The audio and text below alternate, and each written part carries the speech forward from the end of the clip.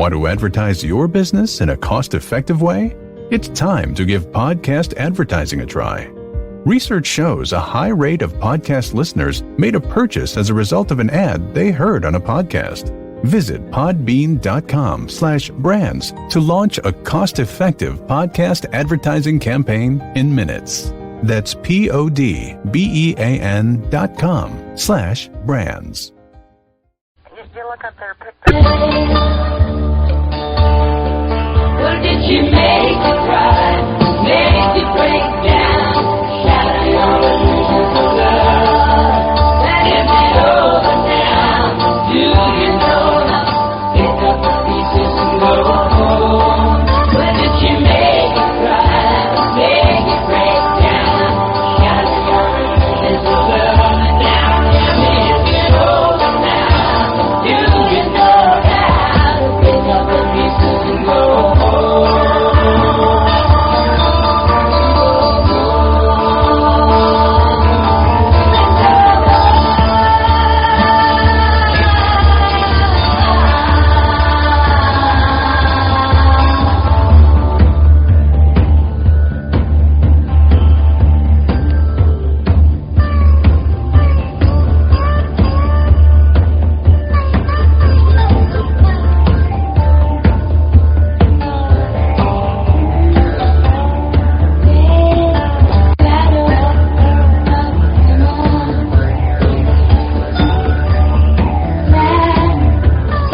Welcome to UFO Undercover with your host, Joe Montaldo. Good evening, everyone. I hope everyone's having a great evening, great morning, great afternoon, wherever they are on our beautiful blue planet.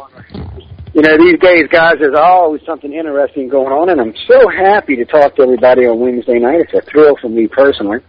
And with the audience we have these days and the amount of countries we reach, it just is. It's just a thrill to do this every week. And I got to say, lately I've been getting a lot of good emails.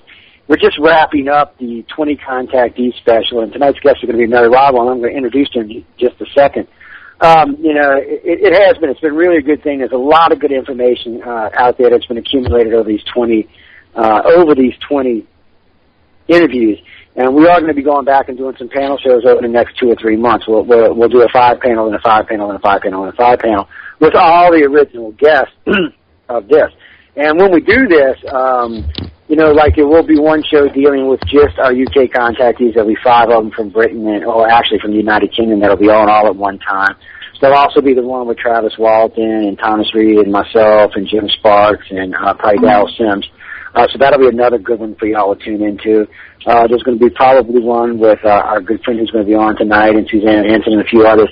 And we're grouping these up in particular groups so people in these areas can really get a good grasp of who's doing what and what kind of contacts are going on what part of the planet. And I got to say, that and with the blood type studies and the new personality studies, there's been a lot of new information gathered in the last 2 years. And it's a phenomenal amount of information. It was made public on the sites. A lot more of it will be coming public on the sites. Also, our Wisconsin State Director, Bill Bird, had just sent me some information. There should be some stuff going up about Thomas Reed here shortly, as soon as we get a chance to get it all posted to the site and filter through it, which has been another very interesting case that seemed to have gotten pushed to the wayside but is now coming forward. But to get to what we're doing tonight, our guest tonight is Mary Rodwell. Most of y'all should be familiar with Mary. She's been on my show several times, both on Wake Up USA and on UFO Undercover. I've been talking to her, oh, God, I don't even tell you how many years now because I'll be dating us. But she's an outstanding researcher. She's got a lot of good work accredited to herself. She's always working hard and always plugging around. She gets out there and speaks, and she works with people, and she tries to get the information out to the public. And I've talked with other contactees she worked with, and they have nothing but good stuff to say about it, which is rare, by the way. There's only a handful of researchers that everyone has anything good to say about. Usually it's one good and one bad, one good and one bad, but not in Mary's case. It's been a pleasure to talk to you. So, Mary, welcome to the show. Good morning from Australia. Yeah, that good morning, because y'all remember it's Thursday over there, guys. It's Wednesday. We're doing another time traveling show. I always love these shows. But let me go ahead and get you to introduce yourself to the audience for the people who may not be familiar with you, and then we'll start from there. So go ahead.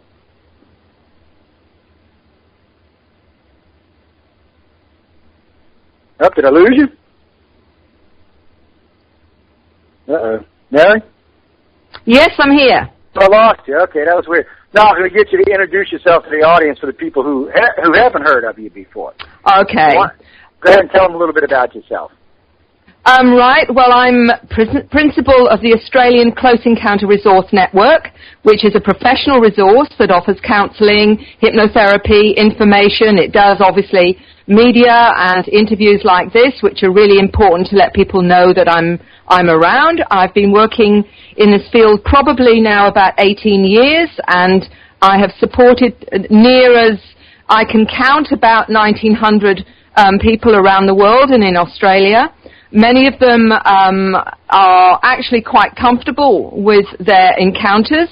There are many that are obviously very traumatized as well, but there seems to be a huge range of the ways encounters happen for people. Some, very much feel, like it's been an abduction, but others actually feel that they're almost co-participants in a evolutionary change on this planet. So a very broad range of understanding and experiences.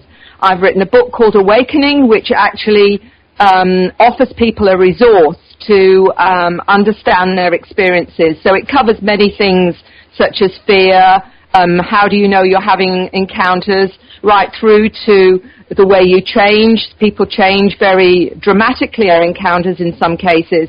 They become more clairvoyant, clairaudient.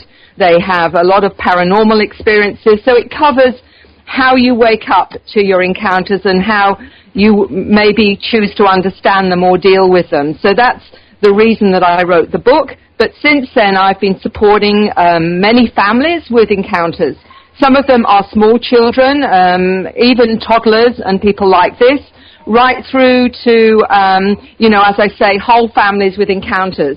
So I'm continually learning how much I don't know. But in that, hopefully offering support and understanding and non-judgmental support about them exploring their encounters. So in overview, I hope that gives, listeners some idea of where I'm coming from. She's been around a long time, guys. There's only a few of us that have more than about 10 or 12 years in the field. Dealing with, it's not just the kind of, like you said, it's a lot to do with support. A true contactee researcher or abductee researcher, whatever word you want to use here, it doesn't really matter. It's part of what you do. I hate to say it that way, but counseling is part of it. I mean, a lot of these people are traumatized. Well, not all. A lot of these people, like Mary said, have had good experiences or do think they're co-participant in the experiences or remember certain things, good or bad, and I always did find that interesting. Sasha Christie, who's our UK director, her and a group of contactees we deal with in England, ooh, girl, don't even use the contactee word around them. Oh, I got my butt in trouble 4 or 5 times because they're what I call the 1970s classic abduction, where it's just bad. It's just bad. And they harbor a lot of resentment and a lot of ill will. But a lot of the contactees I deal with personally these days seem to be contactees that have either transformed or transcended beyond that and have, for lack of a better way of expressing this, have become, well, friends with ET, co-workers with ET. I hate to say it quite like that because they don't consider us their equals, but still, we have become to an understanding, I guess I should say. So what do you think about that, Mary? Oh, I absolutely agree. I think that, we're really only looking at the tip of the iceberg, and there's very much that we still don't understand about what this is all about.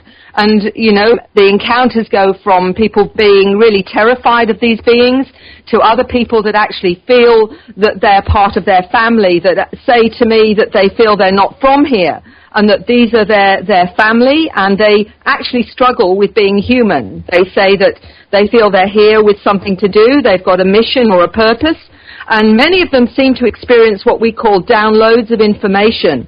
These downloads actually change the way they see their reality and how they see their world. And they say that it's teaching them more about our cosmic neighbors and our interactions with them. And of course, many of them are being taught that they're genetically related to some of these species, including those that are, the mantis species, lion beings, obviously humanoids and greys, and they have a real sense that they are genetically related to them. And this is not only from the adults, I might add. This is also from small children. I've got a family at the moment where an 8-year-old told me that he knows that part of his genetic family is the manta beings and the lion beings as well as human, and he feels very connected to them. Now, this is very strange for a child to come out with that kind of experience.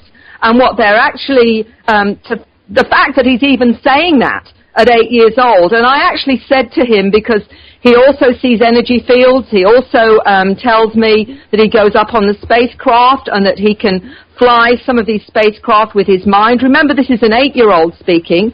This is information even his parents initially didn't know about, but he actually talks about the fact that, you know, not only is he genetically related, but he can actually understand animals, and he's here to help the animals as well as the people.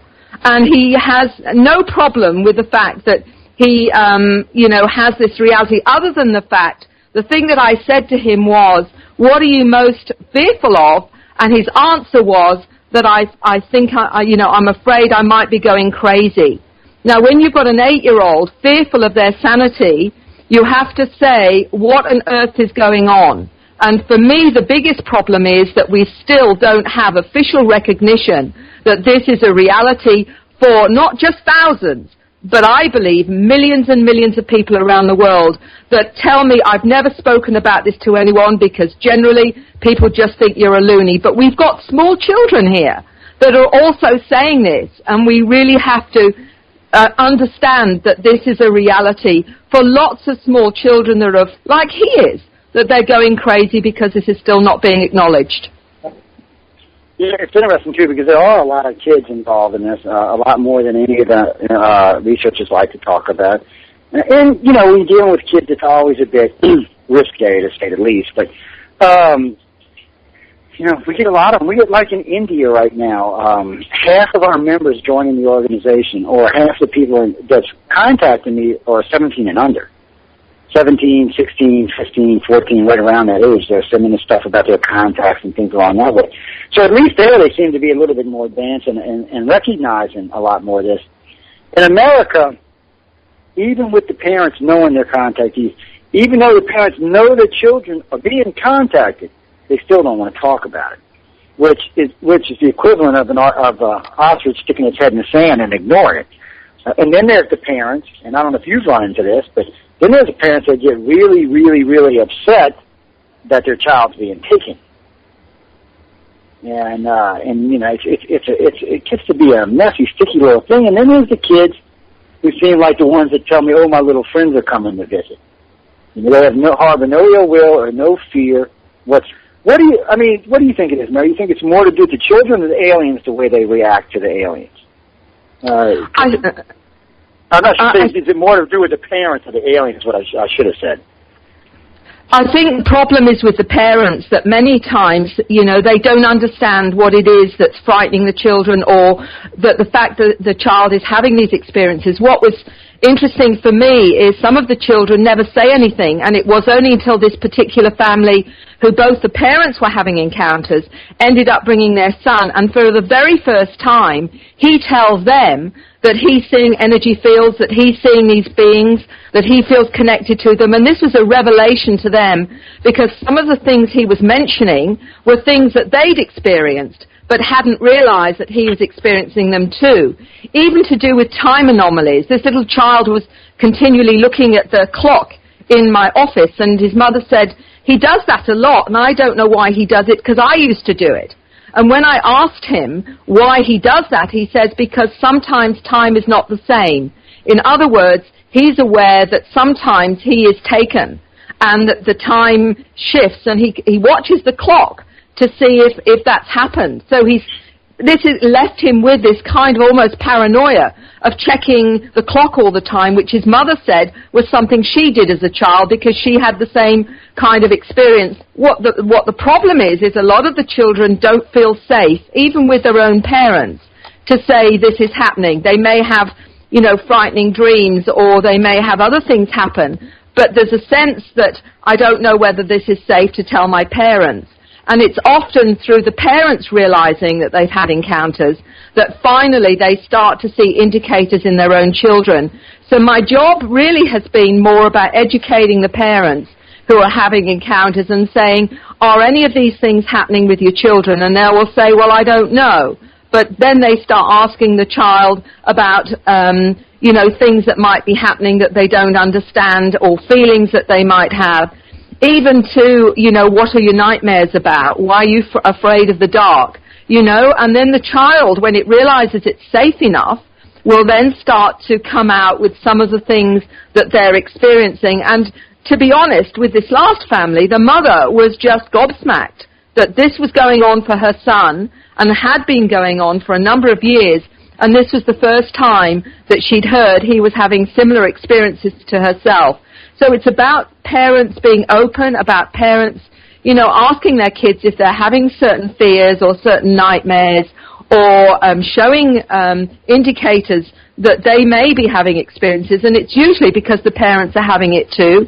So it's highly likely be impacting on your children, and checking this out, because that's really so important, because a lot of these children actually act up at school because they are on one level feeling as though they don't understand what's going on in their lives and don't understand this reality. So if they're acting up and you're having experiences, it may be that that's an indicator that the child too in some way is having these experiences as well. Yeah, that makes actually total sense to me. And I don't know, and a lot of parents just like to keep this.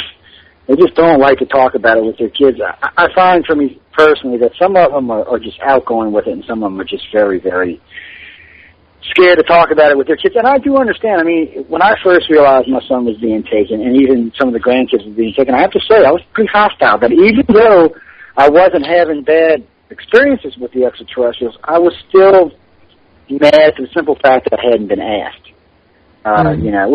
Which I understand their point of view too. They're doing what they're doing for their reasons, and so I was kind of mad. But then I realized, they weren't hurting.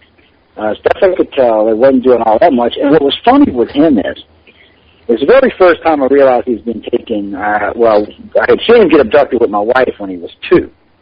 But about 2 years after that, we were in Pensacola, Florida, on vacation. We weren't doing any interest on vacation, and we're sitting out on the beach, and he's sitting with my wife, and we're talking. And all of a sudden, I hear him say, "Oh, my bug-eyed friends are on their way." I was like, "What?" And sure enough, now, not 50 seconds later, Mary, here comes this thing right over the top of, just hovering over the top of me and Linda and the kid. It burnt her arms to hell and back. It left these weird diamond-shaped patterns all over Linda's arm, but it didn't do anything to me and Joe, which I thought was kind of odd in itself. But it told me how he accepted it. There was no real fear there. He wasn't scared. He really did say, "My friend." So at least at that age, there was no initial fear. Now I know there's some fear going through puberty, but at that age, there seemed to be no fear at all. Now, have you run into that?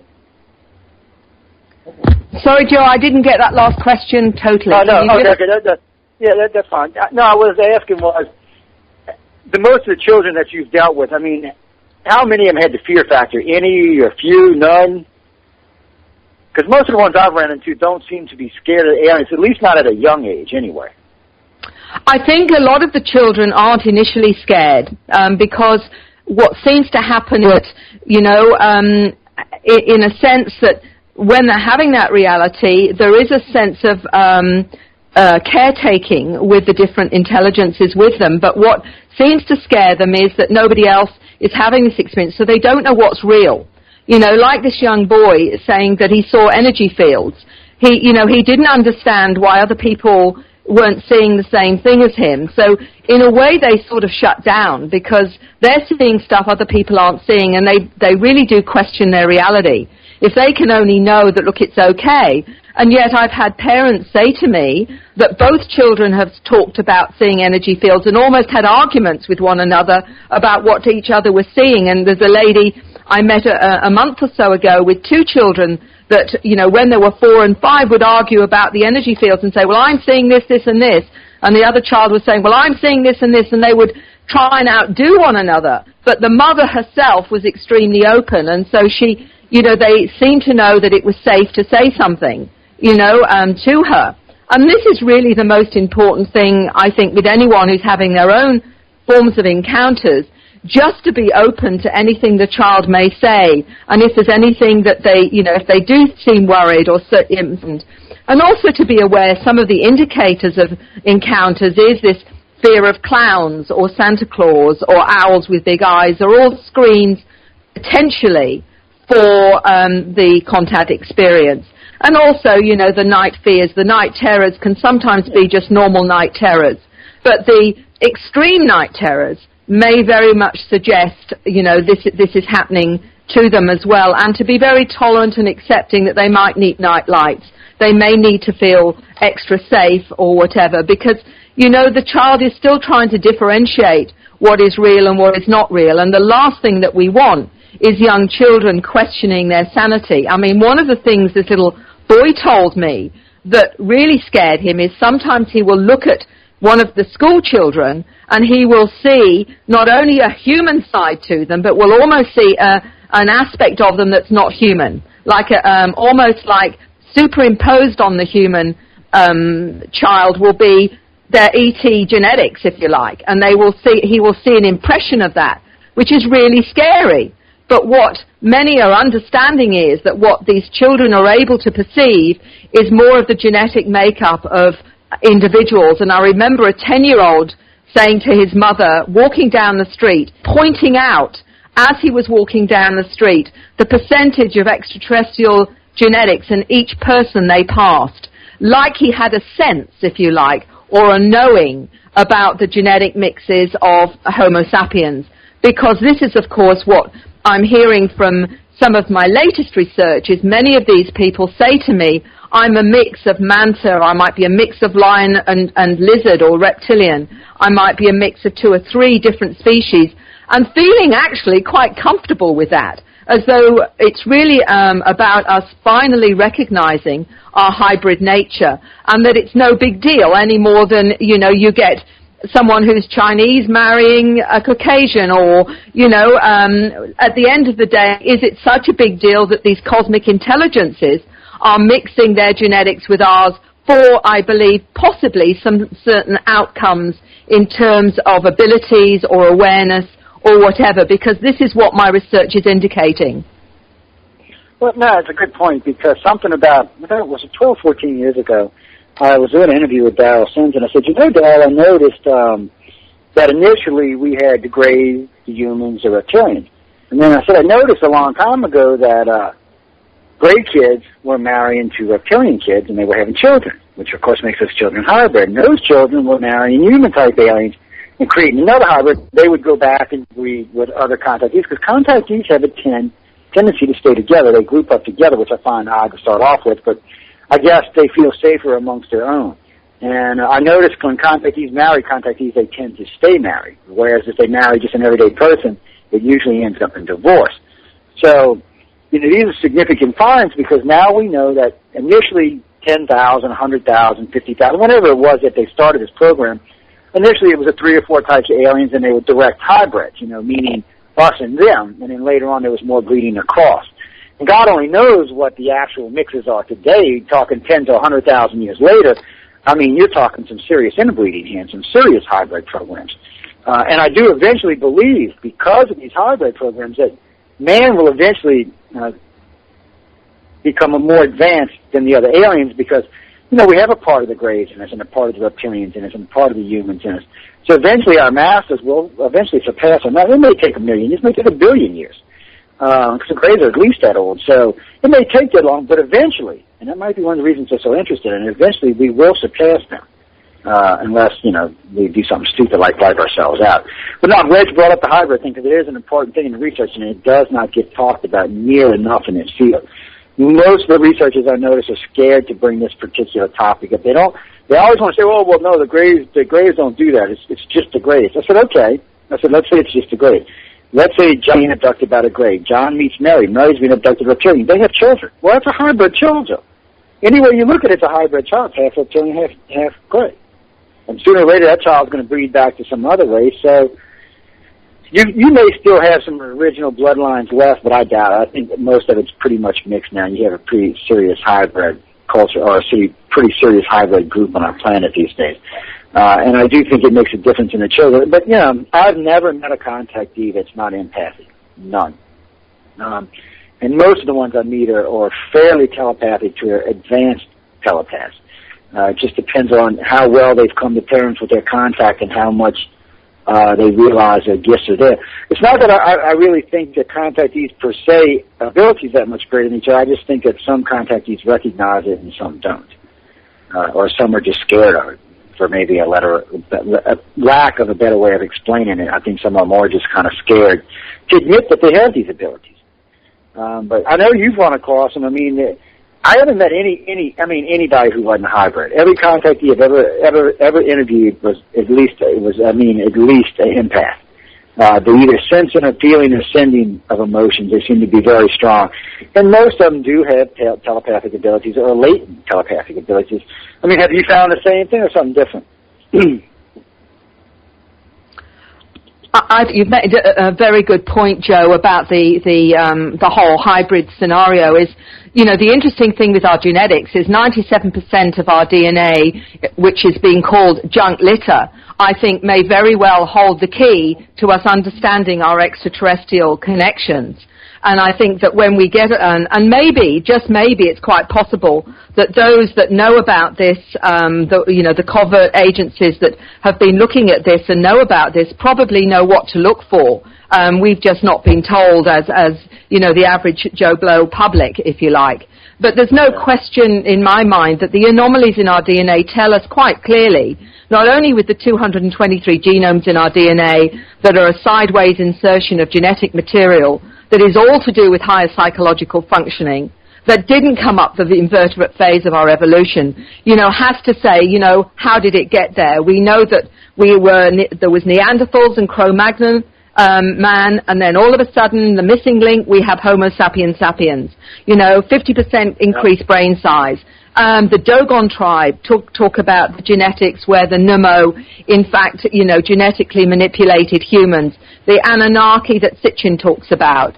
Even those in the indigenous tribes, when I was talking to some Maoris, one of the Maori elders said to me that they know that they come from the Draco, they come from the reptilian line, and their marks on bodies and the tattoos that they put on their body are a mark of their reptilian origins, and they have an extra gene in their DNA that nobody else has. Now, this is their cultural history that we're talking about. So many of the indigenous tribes don't see this as a big deal. I mean, the Wandjina, which is the Aboriginal star being that they say, the Aboriginals, part of that is to say that they come from the Seven Sisters and that's where their origins are.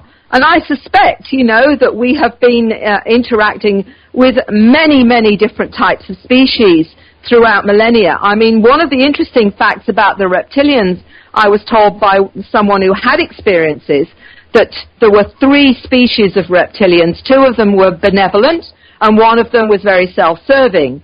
Another lady was telling me that she was aware of 165 species of grey. So when we're trying to put these into little boxes and trying to get some sense of it, we have to keep reminding ourselves as researchers that we know so little because of the fact that this is hidden and that we're all, just dealing with such a minority of those that are courageous enough to come out and share what's going on with them. We really know so little about what's happening, and I'm more aware that I've got to be very careful not to put things into boxes or to try and put, well, this culture does this or this culture behaves this way, because we actually know so little that we can't possibly do that. All we can do is collate patterns and look more and more about, from the different people that have different kinds of experiences and try and get some sense of the overall picture, which again may be way, way out of, what's really the truth of what's going on. But certainly those that have encounters where they're understanding their genetic origins but feel connected to these beings is completely the polar opposite to the abduction victim who is feeling like they have no choice and that they're being taken against their will. So we've got these two ways of understanding encounters and many sort of in the middle of that as well. So what we have to do is realize that this is far bigger than what the public understand, which is they're still looking at abductions as the only way encounters happen. When we know, with people like Carlos Diaz and the light ships and contactees and Billy Meyer, there are many different ways these intelligences are encountering and being in contact with us. And there are many different ways of understanding our relationship to them. And we've got to be very careful not to put it in any particular box, because there's no doubt at all that those that are more comfortable with encounters are in telepathic communication, are coming out with a completely different scenario to those that are still having fearful experiences. And we have to honor the fact that this is such a broad, multidimensional experience that is giving us only some really small clues at the moment about what the biggest picture with this is, and there may be multitudes of agendas. This is the thing that I've come to understand, and it's very important we don't try and judge it in the way that we do through our limited understanding. It's a good point because okay, that was weird. It's a good point because you got to be careful in the way you judge this and the way you deal with this, because there's a lot of stuff we're not going to understand. There's a lot of new data going to be coming out. The blood type study is changing ufology and the understanding of alien abduction in ways that most of the researchers are going to take time for them to catch up with. Recently, because we launched last year, actually 2 years ago, we launched the blood type study, the alien study, the gray study, the reptilian study, and the human study. All of them now are very, very advanced studies. With, I think the blood type study is up to about almost 4,000 abductees have told us what their blood types were, their eye colors, and certain other things that are asked that's involved with this. Because what we're looking for now, Mary, is a way to identify contactees or abductees that don't yet know they're been abducted. It's helping us to see what actually may be the actual number. Here's one for you. Almost 68% of everyone who's taken the survey is RH negative. So RH negative only makes up 15% of the world's population, but makes almost 70% of the contactees up.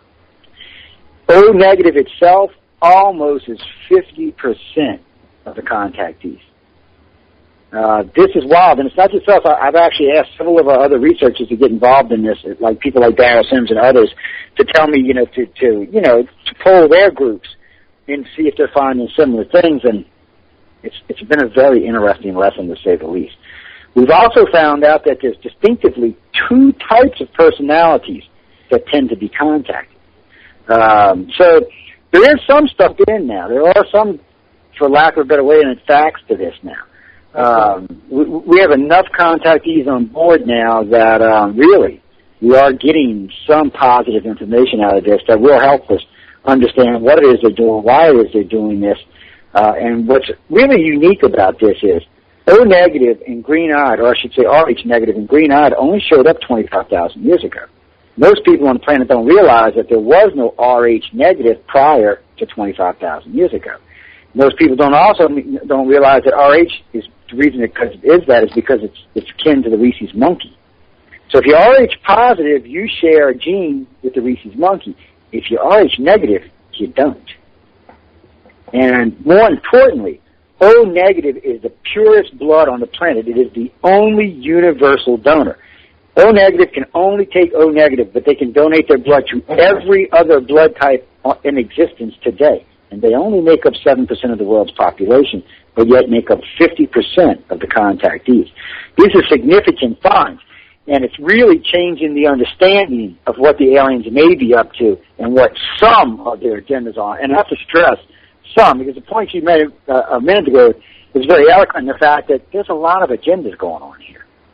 This isn't just all about, breeding or stress test or, what can I do or what I can't do. The aliens seem to have a lot of agendas, and they seem to be very long-term. They seem to have been here a very, very long time, And it doesn't look like they're going anywhere anytime soon. So you can rule out stuff like somebody the other day said, well, they're here to destroy us. No, you can kind of rule that out. Well, they're here to enlighten us and help us. No, you can kind of rule that out, too, because they've been here over 25,000 years. If that was their goal, we would be an enlightened species today.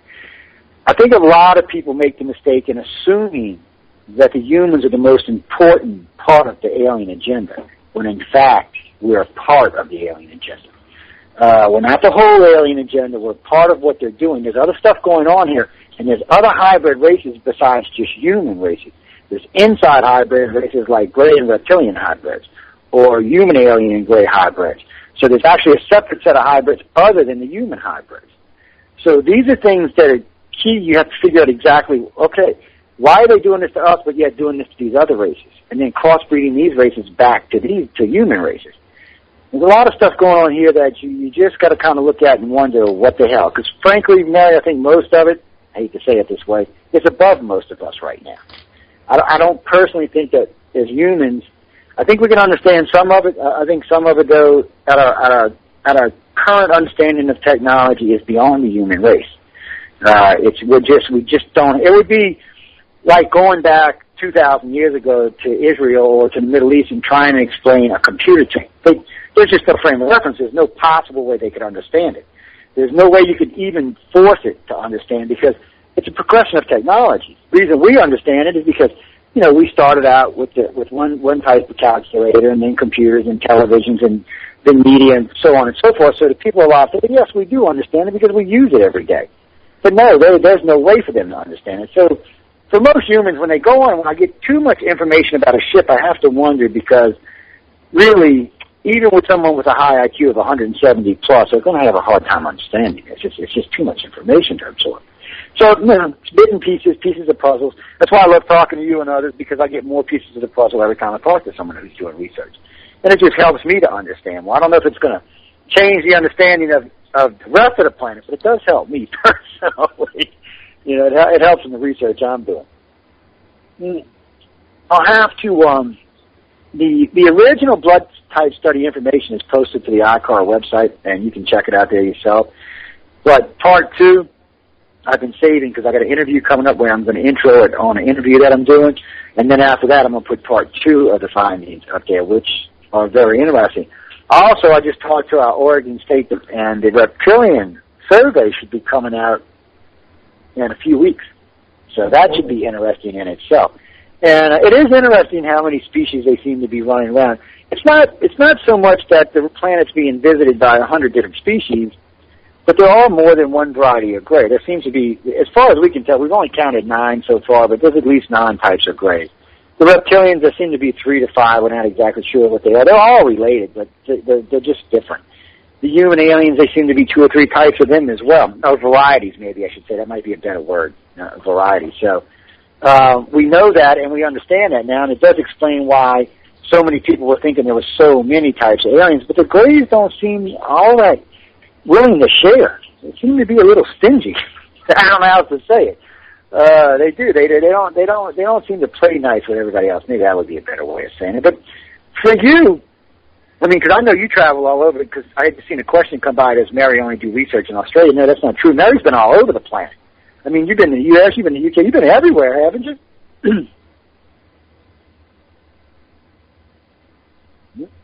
Mary?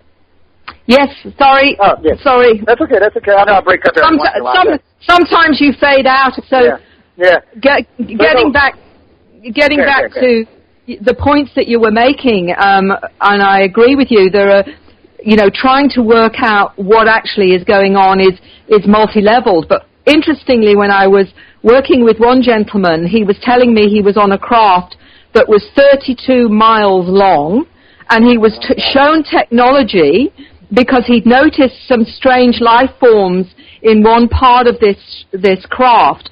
And he actually said, what is this? And they took him to some technology, which was, he said, it was really fascinating technology, and they told him that technology took them to other universes, almost like some kind of gate, if you like. It activated some kind of gate. And when they went, and he asked why did they go, or what happened when they went to other universes, And they said, we seed other planets just as we seeded yours, and we take life forms. Now, interestingly, you'd think, well, okay, that's an adult saying that. This young boy that has been to see me that's 8 years old, I've got a picture that actually has, it's a picture that I don't know who created it, but it actually has what looks like technology with planets. And this little boy looked at this, and he said, I've been on those pathways. And I said, planet. And I said, so what is it? And he said, these are pathways. And he said, and that's technology, he says, that takes you to other universes. And they send craft into other universes, and I have been on those craft. And he said exactly the same thing as this adult that was telling me about being on craft that were 32 miles long. Now, when you get, this coming from a small child who, what 8-year-old knows a lot about universes? And he described universes, some of it that was geometric. And I said to him, so in some universes there are forms that are geometric? And this little boy said, yes. He said they are created planets. They are, if you like, as big as planets, but they are actually created. Which, again, how does an 8-year-old come up with those kinds of concepts? You have to ask yourself, we're talking about something extremely complex here that's to do with, quantum mathematics, the quantum universe, and yet this child seemed to have a sense of that and what he was being shown to actually even talk like that at 8 years old. And this is, again, so what we're hearing here is some of these intelligences, without question, seem to be seeding other worlds, and may very well have technology that takes them into other galaxies or whatever. So our understanding, again, is so limited in how we are perceiving this. We cannot really get the big picture because it is so vast and so beyond what we understand, other than perhaps new physics is perhaps giving us some sense of, the greater picture with all of this. Well, no, I agree, and I think with researchers like yourself and a lot of the others that are out there working now, I do think we're going to understand a lot more, and I think generations that come are going to understand a lot more because, we are putting it to the test and we're all working hard, and we're all gathering data and then we're all discussing it in a research form. So I think we're going to understand more and more. It's just, it's so advanced that, and I do think in some ways, they're pushing the issue to kind of help us to speed it up a little bit, but even in their case, I guess they know they can only speed us up so much. It's kind of like if you go back 200 or 300 years when we started first colonizing Africa and look into the damage we caused because we interfered with these races outright. It's like the introduction of the big cigarette light. I've seen this just recently on a special. They were showing there, the kids running all over the forest setting fires, and frankly, they didn't know what the hell they were doing. And it's just interesting to see that. So, from my point of view, I can understand the need to take it slow, and to try to bring us up to some level where we can coherently understand what it is that they want from us and what they expect of. And to the person who just sent me that question, guys, if they wanted to wipe us out, and I'll ask Mary what she thinks about that, but if they wanted to wipe us out, I think we'd be gone now. I don't think, even at today's technology, I don't think we could stand toe-to-toe with them. And God, 10,000 years ago, it would have been like a blink of an eye. They had just disintegrated us all. So I don't think that's what they're here for. But what do you think, Mary? I mean, have you seen anything that suggests that they want to wipe us off the face of the earth? Sorry, I missed that question again, Joe. That's okay. I was just asking, have you seen any evidence that might suggest that the aliens want to wipe us out, destroy us, or anything along those lines? Because I haven't seen any evidence to suggest that. I still didn't get what you were saying. Sorry, let me try something right quick here. We're going to try doing something else to see if you can hear me better. Okay, can you hear me any better? Yes, sometimes it's very it's not very clear, and I'm trying to always make sense of some of it. It's not the best connection for me, I'm afraid. Yeah, I know, it's kind of weird because usually you and I get a pretty good, but it's kind of weird tonight that we're actually we got this kind of weird connection. Can you just repeat the question just very concisely again?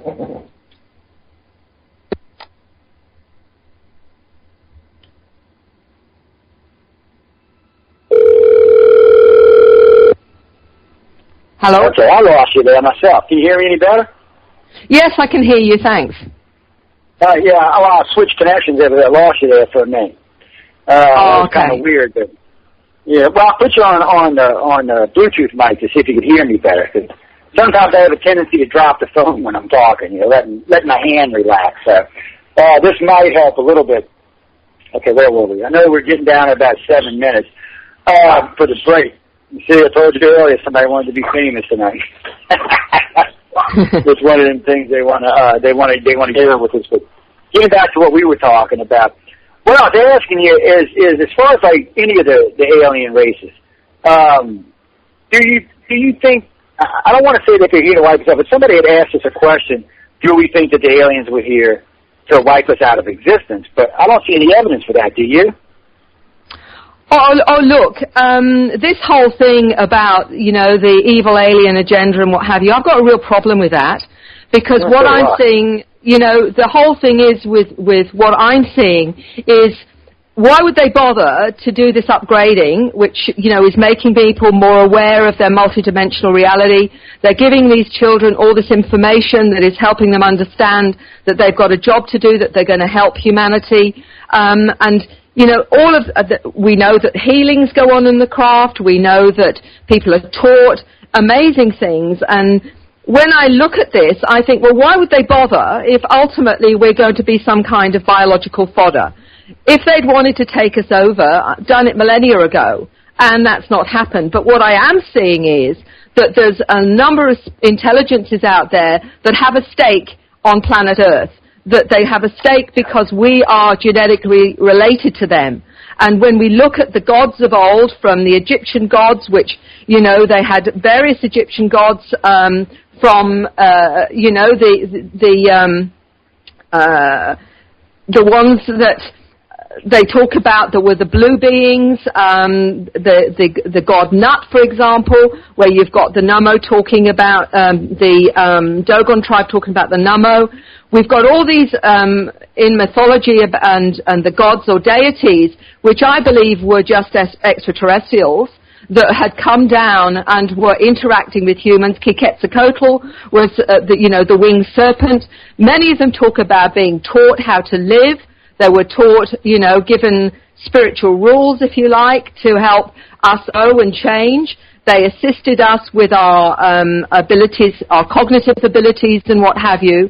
What this suggests to me is the same thing that this young boy was talking about and this other gentleman were talking about, seeding other worlds or upgrading the indigenous species into becoming more sentient and more aware, and the genetic diversity, and looking at certain patterns of abilities. And we talk about the bloodlines, and we know there's various bloodlines that seem to have certain abilities or awareness. And this is what I'm seeing, when I talk about the star children, the indigos, and they're given many names, the crystals, these children that are awake and aware that they are here to do something, that they've got a mission and a purpose. None of this seems to fit with they're out to come and take over the world or whatever. And what I think we have to understand is that they are our ancestors. And why would our ancestors want to do this? One of the things that was interesting in one of the communications was, don't you realize that you are us? That you are part of us. And this is again what I keep coming back to. If that's the case, then what very likely we'll be doing in the future when we become part of this galactic community, which is what they're saying they're preparing us for now, is to upgrade our awareness so we stop doing the primitive things like trying to take each other out, killing one another, nuclear warheads and all of that, where we're like 3-year-old children trying to to kill one another off and show our primitive superiority with weapons. What they're saying is now, grow up, because you're not only going to destroy your world, you actually affect us on a multi-level as well. You've got to realize there's a bigger picture here, and if you want to become a part of this galactic community, which will welcome you into, you've got to be mature and understand just what you're doing. And I believe this is when you talked about the quickening, the acceleration that's going on. People are waking up in multitudes now. I'm getting phone calls every day of people telling me that, you know, all of a sudden the normal things don't matter anymore. It's like they've been woken up to a bigger purpose. They say, you know, I've just got to understand there's something bigger here going on, and some kind of shift or change that's going to happen. And almost like they've been sleeping. And there's, you know, and I call them the sleepers or the third wave, and it's like they've been prepared on another level. And it's like there's a certain point where the timing is right, where they're woken up and said, now, this is time for you to go on with your higher education, which we've been preparing you right since you were a small child. And these children are being taught things like physics at 3 or 4. This little boy that I spoke about talked about learning not only the real origin of the species on the craft, but was actually talking about doing complex mathematics. And he described that they were doing them in a hologram, all of them using their minds, and actually doing these mathematics in the air in a kind of hologram. And he's explaining this to me, how he was able to do this, but only able to do it when he was on the craft in a higher, almost like that their superconscious has been activated, or they're working at a higher frequency, which is dumbed down as they come back onto the planet. Now, if this is just, you know, one small part of what's going on, we know that something very important in terms of human consciousness is going on. That's a good, you know, I was thinking about that while you were talking. I got 2 new directors you'd probably be very interesting to talking to. Our Virginia State Director is having exactly the contact we're discussing right now. Also, our French National Director is as well, which will be in the U.S. in a few weeks, by the way. And I find it interesting because it's stuff we've been talking about, what goes on board the ships, things like that. Something we discovered, you know, the downloads, to me and you, are old news. To a lot of people listening tonight, they're not. But to people like us, it's old news. But something we learned, you know, they can take you to the ship physically, or they can take you to the ship mentally, where it's like they take your essence and put you in like a hologram room, and you pretty much merge with their computer, and you can pretty much do anything you want, which I find interesting. But they also take people up to the ship, and they're training them for a whole host of different things. They are trying to enlighten their abilities, but you're right, they do dumb them down when they send them back. It's almost like a switch, or more like a dial might be a better way of saying it. So they bring in a ship, they dial you up to 10. And then when they send you home, they dial you up to 1. But then times they'll dial somebody to 10, and then when they send them home, they'll set them on 3, which will leave some of the abilities intact. I find it interesting. It's like they're testing to see who can handle it and who can't. I do find it interesting. And I have over the years realized in a lot of cases they are challenging contactees to find out who can help and who can't help, or who can handle this and who can't handle this, which I find interesting to see that they do that. And I do see that they test us in a lot of areas, but we have been doing a lot of research in the last 2 years on types of ships, things that go on board the ships, how much activities are being done there that are not the everyday, let me probe you kind of material. And there's a lot of it. I mean, there's a lot of it. Now, we're going to find that some people are not telling the truth, but still, there seems to be a wealth of this material. And I got to say, in the last decade, there's been a lot of this. Let me bring you on board the ship. Let me show you how this works. Let me show you how to get involved with other people. It shows there's a lot of interaction amongst humans on board the ships now. There's a lot more freedom on board the ships now for humans moving around. And this is something, I don't want to say it's new, but it's relatively new in the grand scheme of how long the aliens have been here. It's something that's evolved in the last 50 years versus the last 10,000 years. In a way, I think that it shows that we have evolved somewhat towards what the aliens are looking for, but to what extent, I'm not sure. But anyway, we got to go take a break on that note, ladies and gentlemen. When we get back, I'll let Mary answer that, and then we'll talk about a bunch of other stuff, and a lot of stuff she's got going on, a lot of research. We will open the phone lines up after the break. 504-273-7379 is the call-in number. And the phone lines will be open. Of course, there's always the usual venues of either IMME via Power Talk or in any of the Facebook pages or any of the countless number of emails we have open right now. UPRN or iCar is the best way to get us at Cox.net. But you can join us in the virtual auditorium, and you can join us. Before we go to break, though, Mary, give them where they can find Awakening and where your website is located. Yes, I've got the details. It's cern.com.au, but look up Mary Rodwell and you'll see my website there anyway. So it's there's plenty of details of that on the internet. Just typing my name in will give you the website and also my email details. Yeah, and there's always the usual. You can go right over to the website and click on her picture or click on her book, and it'll take you right to where it needs to go. On that note, we're going to be right back in about 8 minutes, everyone. I want you to please stay tuned, and we'll see you then.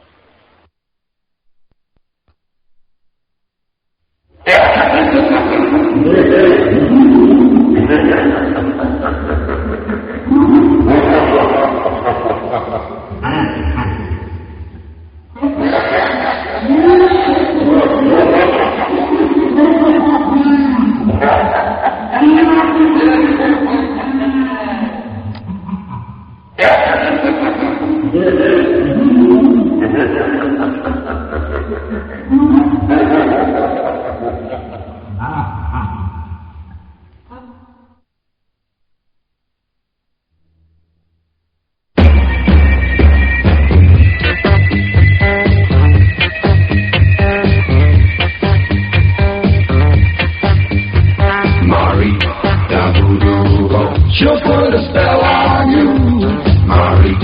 Yabudubo. She'll put a spell on you, Mari. Yabudubo. She's the witch queen, of New Orleans. I'm gonna tell you a story strangers did not see. A zombie voodoo breed and the witch queen of New Orleans. She lives in a world of magic, possessed by the devil's skew. From a shaft near the swamp I hear a mud pie break. Marie said it was true. Mari, Yabudubo. She'll put a spell on you, Mari. She'll put a spell on you, Mari. She's the witch queen of New Orleans, of New Orleans. Now more a nickel anyone could buy, voodoo of any kind. She had potions and lotions and tonic, guaranteed to blow your mind. Early one morning into Market Swamp Dew, and Mary with egg in her eye. Never return, all the Cajun knew, a witch queen never died. Mari, Yabudubo. She'll put a spell on you, Mari. Yabudubo. She'll put a spell on you, Mari. Yabudubo. She's the witch queen of New Orleans, of New Orleans. Mari. Yabudubo. She'll put a spell on you, Mari. Yabudubo. She'll put a spell on you. Hello, everyone. Therese Sheridan, host of A Global Focus. Come join us each Friday evening at A Global Focus's new time, 9 to 11 p.m. Eastern. Come join the discussion.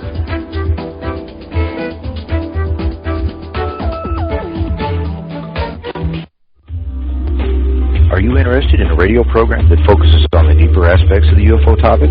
Would you like to explore the facts and truths of what ufology and UFO research are all about? And please join us here every Saturday evening at 7 p.m. Eastern, 6 p.m. Central for Eye to the Sky, the UFO Synopsis, with your host, D. Andrew, right here on the UFO Paranormal Radio Network.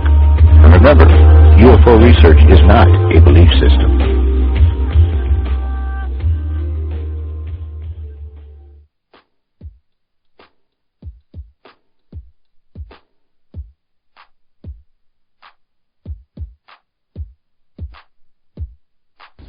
Geoscout's Dawn of Shades is featuring a new series this fall, one that is sure to catch your attention. It's the Music in America series, and it runs from November 15th through January 3rd, each Tuesday from 8 to 10 p.m. Eastern, 5 to 7 p.m. Pacific. We're going to start the journey off with Keith Secola, a fresh Native American Rock and Roll Hall of Fame inductee, and the journey will end with Buddy Cage from the New Riders of the Purple Sage. In between, we're going to talk with a country artist from Montana, a pop singer from New York City, a heavy metal artist fresh from Alaska, and even a busker in New Orleans, along with a whole lot more. It will be a unique experience for music fans as we find out who the artist really is and what it's really like to be in the industry. You won't want to miss. You can also read more at www.exogenynetwork.com.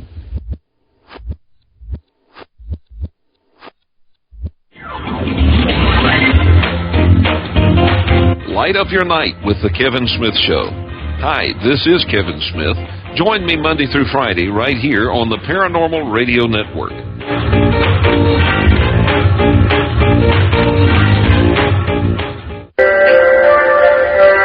Hi, I'm Psychic Medium Chris George. And I'm Stephanie Vanetti. Psychic medium. Are you sure about that, Chris? It's more like psychic extra large. Yeah, real funny, Vanetti. But then again, being my girlfriend, you would know. Together, we are Second Sight NYC, a parapsychic radio show based out of New York City. Join us each week as we journey into the unknown. Let's cross the threshold of reality together. We take a fun and no-nonsense approach to our show, and we love to interact with our audience. Each week, you can expect a great guest, interesting topics, and strong opinions by myself and Stephanie, as well as rapid readings, psychic dream interpretations, and the gemstone of the week. And don't ask us a question that you don't want an answer to. Give us 2 hours of inform, enlighten, and entertain you. Let the journey begin. Join us. The Church of Mavis radio show is now in session. Saturday nights at 11 p.m. Eastern, with high strange scholars teaching us of ufology, the paranormal, and the occult, and the metaphysical. Seek sanctuary with the Dark Reverends, Jeffrey Pritchard and Guy Weddell at www.mavisincarnate.com. Always moshing with the apocalypse. Now get down on your knees and pray! Hi, this is Rob Simone, and I want to tell you about my brand new show here on the Paranormal Radio Network. Each week, I bring you the most interesting people on the planet, the most in-depth discussions, and the most controversial issues. We go where no talk show dares to go. Join me every week for the Rob Simone Talk Show here on the UFO Paranormal Radio Network.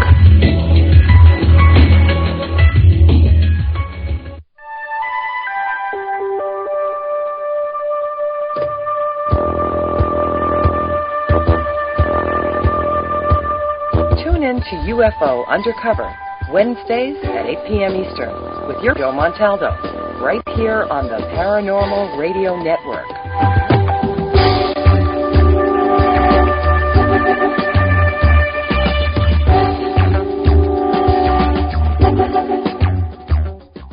I had enough. Well, you drove out there into the middle of nowhere and had some sort of loud verbal display challenging ET in general out in the middle of nowhere? That's what I was doing. I actually had a pistol in my hand at the time. I was really ticked off. When I was having this fit, I was waving the gun in the air, okay, and I had this fit.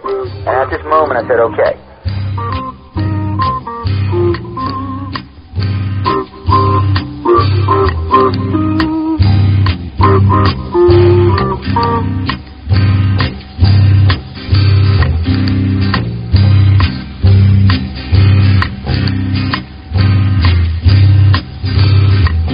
Was a Louisiana man named Montaldo.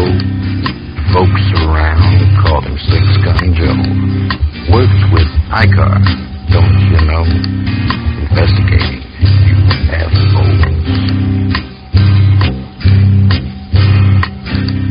Out for a drive with a gal one night. They stopped to check out the reporting site. When an alien lift right down, commenced to throwing his weight around. Now, old Six Gun didn't take too kindly to that kind of thing, especially without Vaseline or anything, you know. Seriously. gun looked that critter right in the eye and said, any last wish before you die, yo? Reached for his gun, quick as a twitch, and said, fill your claw, you son of a bitch. Now a legend spread across the land about this pistol-waving man. But if you're from space or from Earth below, you don't give no lip to Six-Gun Joe.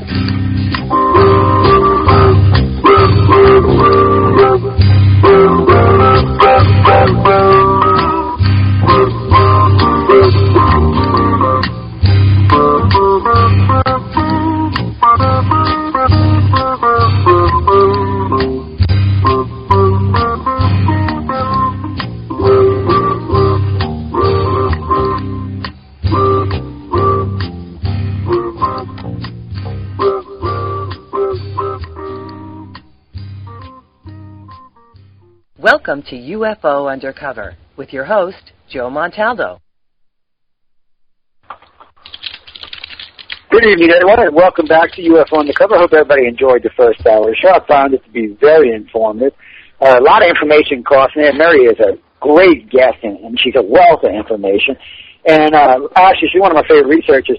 You know, something I learned a long time ago, we're not going to all ever agree because we're all doing this from different angles and we all have different opinions and different ideas. But in all fairness, myself and Mary and a few others that we do research, like Yvonne and Darryl and a few others, our research are very close together. They run parallel. Whereas you find in UFO research, it's much different. There's a lot of in-house bickering and fighting back and forth. Abduction research is a much different beast. The researchers run much more in tandem. Like I said, we're not going to always agree, but 70 to 80% of the information coming out is coming out evenly from the different researchers. Whereas, like I said, UFO research is probably about 20%. And there's way less in-house fighting in abduction research than there is in UFO research. And I really think because the researchers in abduction research are much more professional. But anyway, on that note, I have Trish with us from Global Focus. And we're going to bring her on right quick and let her talk about her show upcoming Friday, and then we'll get back to our interview with Mary. So go ahead, Trish. Thanks, Joe. I really appreciate that. Hi, Joe, and our network listeners. Joe, what an exciting discussion with Mary Rodwell. We're really appreciating this interview. Well, Friday on A Global Focus, our guest will be Grant Cameron, author and field researcher and creator of the impressive website at www.presidentialufo.com. Friday's discussion with Grant should be very intriguing. There are new developments in his extensive research, and also at present, Grant Cameron is releasing thousands of new presidential UFO documents at his website that have never been seen by researchers.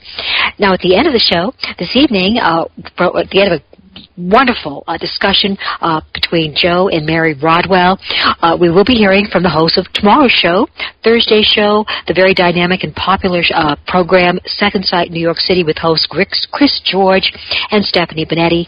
And Chris George and Stephanie Benetti will inform you on their guests for tomorrow night when they are on the show towards the end of the program. I'll keep quiet. I want to get right back to this exciting discussion. Good night, all. Thank you, Teresa, and talk to you again soon. By the way, ladies and gentlemen, for the people who are listening, Global Focus and Second Sight are running so close together in their audiences, both of them around 200,000, a little over 200,000 listeners. There may be like, I think, 50 listeners between them difference. It's amazing to me. It's really been interesting to watch both of these shows grow and expand. And I fully expect these shows to be more than 500,000 listeners before spring of this year. So, but we'll see. I could be wrong. Mary, welcome back. Well, I'm sorry about all that. We had to get a couple of commercials in right quick, but we got that out of the way. And we needed. I got to say, Mary, the first hour has been fantastic. Good to be back. Now, first, let me ask you this before we get into any questions or anything like this. For you personally, on this research, first off, what is it that drives you? What is it that keeps you going? And first off, what was the first thing that initially got you involved in this? And what is the driving factor that keeps you going in this research? It's a very good question, Joe. I was going along my sweet little way with normal human experiences as a counselor in private practice, but I'd always had an interest in the paranormal or the unusual, a curiosity that's been right from when I was a little girl. And it was really, though, a gentleman that came to me. And he said, I've heard your open mind. He said, there's no support groups for this. For this, people just think you're a loony, and proceeded to tell me that him and his partner and his children were all having experiences and encounters, going through walls, waking up with marks on the body, shaved areas on the legs. The whole thing was quite, it was in my face. He said, look, people won't even come to the house because they think it's haunted and it's demons. Luckily, I'd read the book by Dr. John Mack very synchronously only a few months before. And because it was written by such a renowned professor of psychiatry, Harvard University, the book Abduction, I was fascinated because this seemed to echo exactly what he was talking about. And I actually took it, because I was doing advanced counseling at the Wosley Institute, I actually took it as a case study. And I was half expecting the supervision group to tell me that they thought this guy was fantasy prone or had some psychological illness. But very fascinatingly, despite the fact there were social workers, psychologists there, ministers and whatever, all learning advanced counseling, not one person suggested this guy was mentally ill, and they all proceeded to tell me about their own strange, weird and wonderful experiences, almost like I'd opened the door to saying this is okay. And what it was, it tell me how little we really understood of human experience and the broad range of human experience. And from that, I started to research things for myself. I joined ASSET, the Academy of Clinical Close Encounter Therapists in the States. I also got in touch with, John Mack's research unit, the Center for Extraordinary Experience Research. And from that decided, because within a week or two of that first gentleman contacting me, a lady came and contacted me. And I began to realize very quickly that something here it wasn't so strange, it wasn't so unusual as I thought.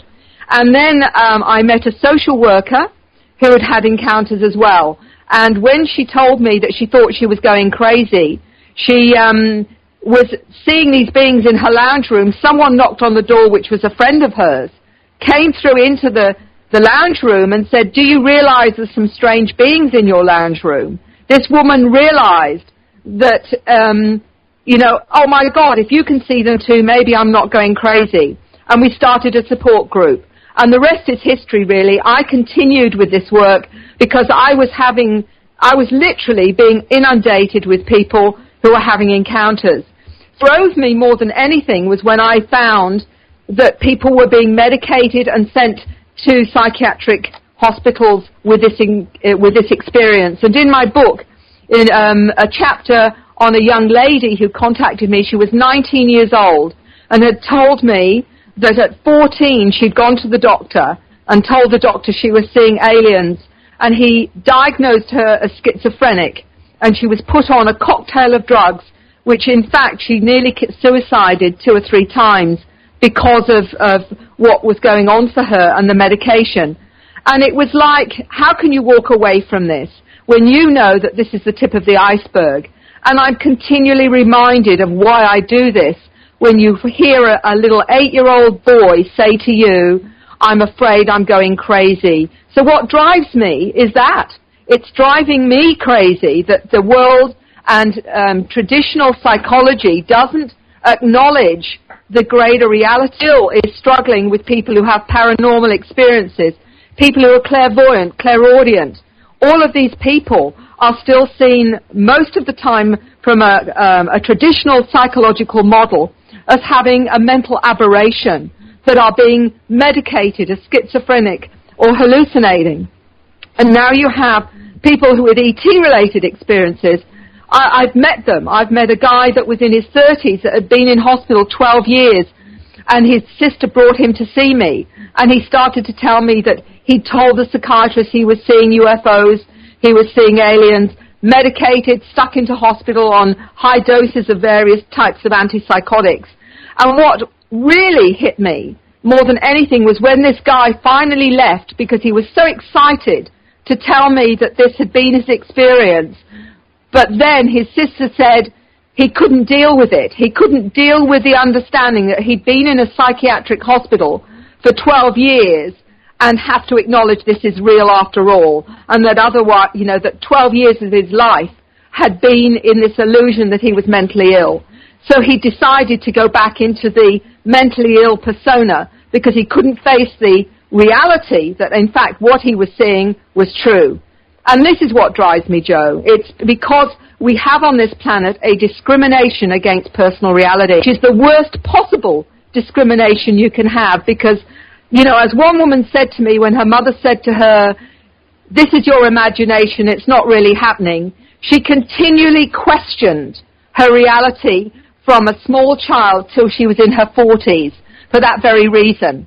And this is why I'm driven, and this is why I do what I do, because it's the worst kind of discrimination that we can have, and you and I know this is real. This is not a hallucination. We know this is real, and that we know it's being covered up.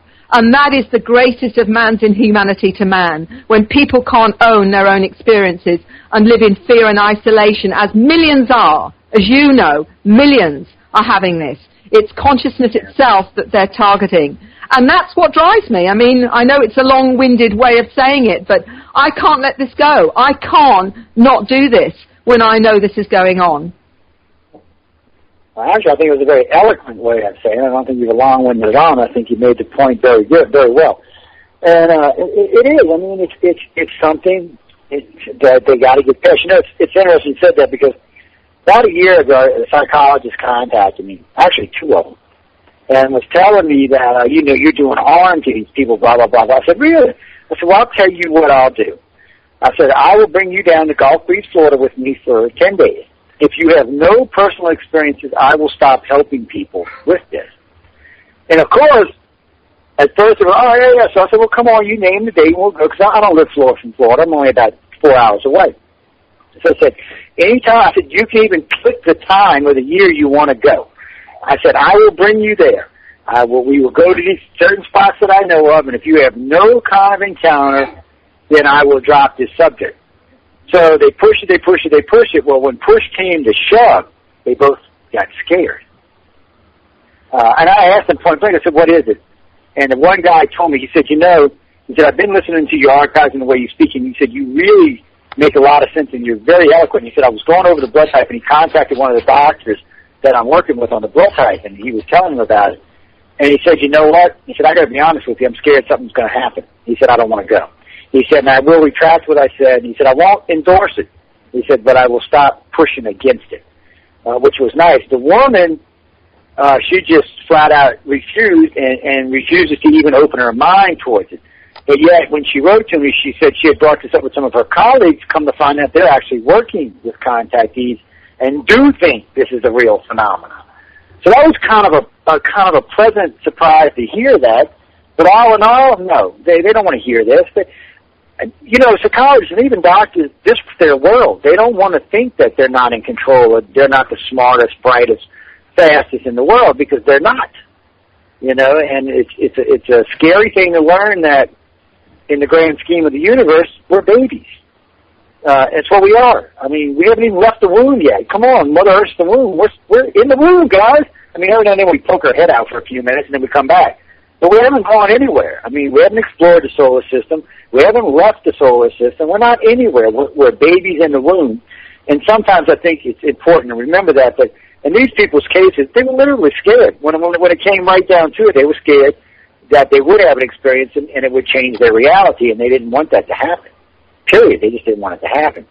So, it's something that you and I and others are going to have to work on and keep pushing. But I notice these days there are more credible people getting into the field, more PhDs getting involved in the field. So it is changing, but it's slow. It's just slow going. I don't know what we're going to do. Oh, I was thinking about that when I was telling you at the break.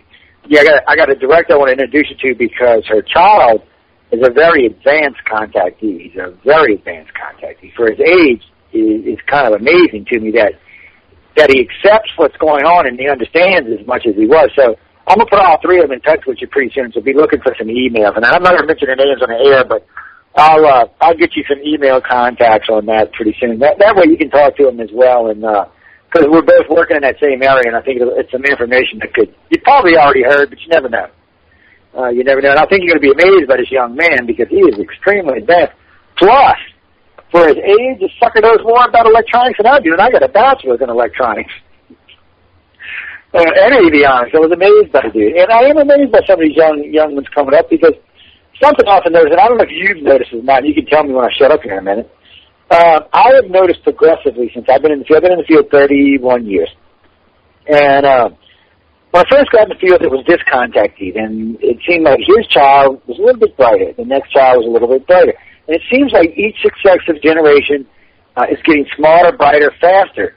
But the only thing I've seen that I could say without it, they do tend to want to stick to their own peer groups, other contactees. Have you run across any of this? Sorry, Joe, what was that last bit? Oh, no, what I was saying was, have you run across any of the contactees? I've noticed, like, over the last 3 decades, each progressive generation of children seem to be getting smarter, faster, and brighter, but the children themselves tend to want to stick to their own peer groups, other contactees. And I find that a little interesting in itself. And that's why I was asking if you had ran into it yourself. Yeah, what I've been creating as much as possible is little groups within different cities of Australia where they dialogue with one another. There's usually one contact point, and it's like a buddy system. And what I've done is that if a number of people, for example, in Melbourne, want to connect with one another, then I facilitate that happening. And they literally listen to one another, support one another, learn from one another. And some of them are what I call the kids that are a lot more awake, and some of them are actually teaching the older experiences more of the information that the experiences actually want to hear. So it's actually interesting that instead of being the mature kids, the kids have been telling the mature people about their experiences and how they understand it. And the mature experiences, you know, some of them in their 40s and 50s, are saying some of the information is just blowing me away that this 18-year-old is telling me or this 15-year-old is telling me. I mean, I met a 12-year-old when I was up north a few months ago, and he was explaining, looking through all the scripts, for example, the strange writing that some of my clients do, and he was saying to his mother, well, this is explaining this, and this is explaining that, and this means that, and it was just like they just understood, even with things that we see as if you like, an expression of this experience, strange geometric forms, the scripts and the languages. Some of them quite spontaneously will come out with some of these languages. They don't have to think about it. It just comes out. So it's almost like they're on another level with their connection to these intelligence. They don't feel in the least intimidated by that. And what we have to understand is that these children a lot of them are our teachers. They're the ones coming in to help us with that shift of a reality that you're talking about, Joe, because so many of the ones earlier, you know, that have finally accepted the reality, the shift in realities, the shift of accepting not only is this real, but how it changes everything you've ever believed in, is such a huge paradigm shift. And I'm sure you went through it, I went through it with my clients, because as soon as I accepted this was real, then I had to look at everything I'd ever been taught on every level, from religion, spirituality, to genetics, to whatever, and I saw it through a new lens. This new lens means we have to throw a lot of the old away and start again. And that can be very, very confronting. But these children seem to be able to blend the two a lot easier because for whatever reason they seem to be a lot more conscious of it and are being assisted to do that. So we've just, you know, keep looking at your children and your grandchildren because they're the ones that are going to help us, even though they're still little and young in our eyes. In fact, in terms of multidimensional maturity, they are going to be our teachers. Yeah, well, I agree. They are going to, eventually will be. I notice the grandchildren and even the great-grandchildren in the family are very bright, very fast. The only downside I see sometimes is they're easily bored and it gets them in trouble. You know, when they're on board ship, their minds are expanded to a much greater point, and when they're put back on Earth, I think from time to time it causes them problems because it's to a much more open, much larger area, much more expanded area as far as their mind goes. And I think when they get back on Earth, it's a challenge for them to try to fit back in that paradigm of being a young person or being a teenager or being a child in a world that really doesn't accept the stuff that's actually happening to them. So I do see that sometimes it causes problems for them, and we do run across sometimes drug addiction and stuff like that running to it. But in general, I noticed that most of them can handle it pretty well. There's always going to be some, I guess, that get lost in the system or get lost because they're not getting the right thing. But now, like I say, thanks to the internet and radio shows like this and people like yourself and others, there is a lot more available help. And I find with most contactees, if they can simply just talk to someone, it helps. That they know they're not insane really tends to help quite a bit. When a lot of contactees tell me, you saved my life because you made me realize I'm not alone. Well, you're not alone. And if you're listening to the show tonight, you can contact myself or Mary anytime. We're easy to find. Mary's easy to find me. I can just type in Mary Rodwell, her name comes right up. I can just type in Joe Montaldo, my name comes right up. Both of the organization names come right up when you type them into it. So there is help out there, people.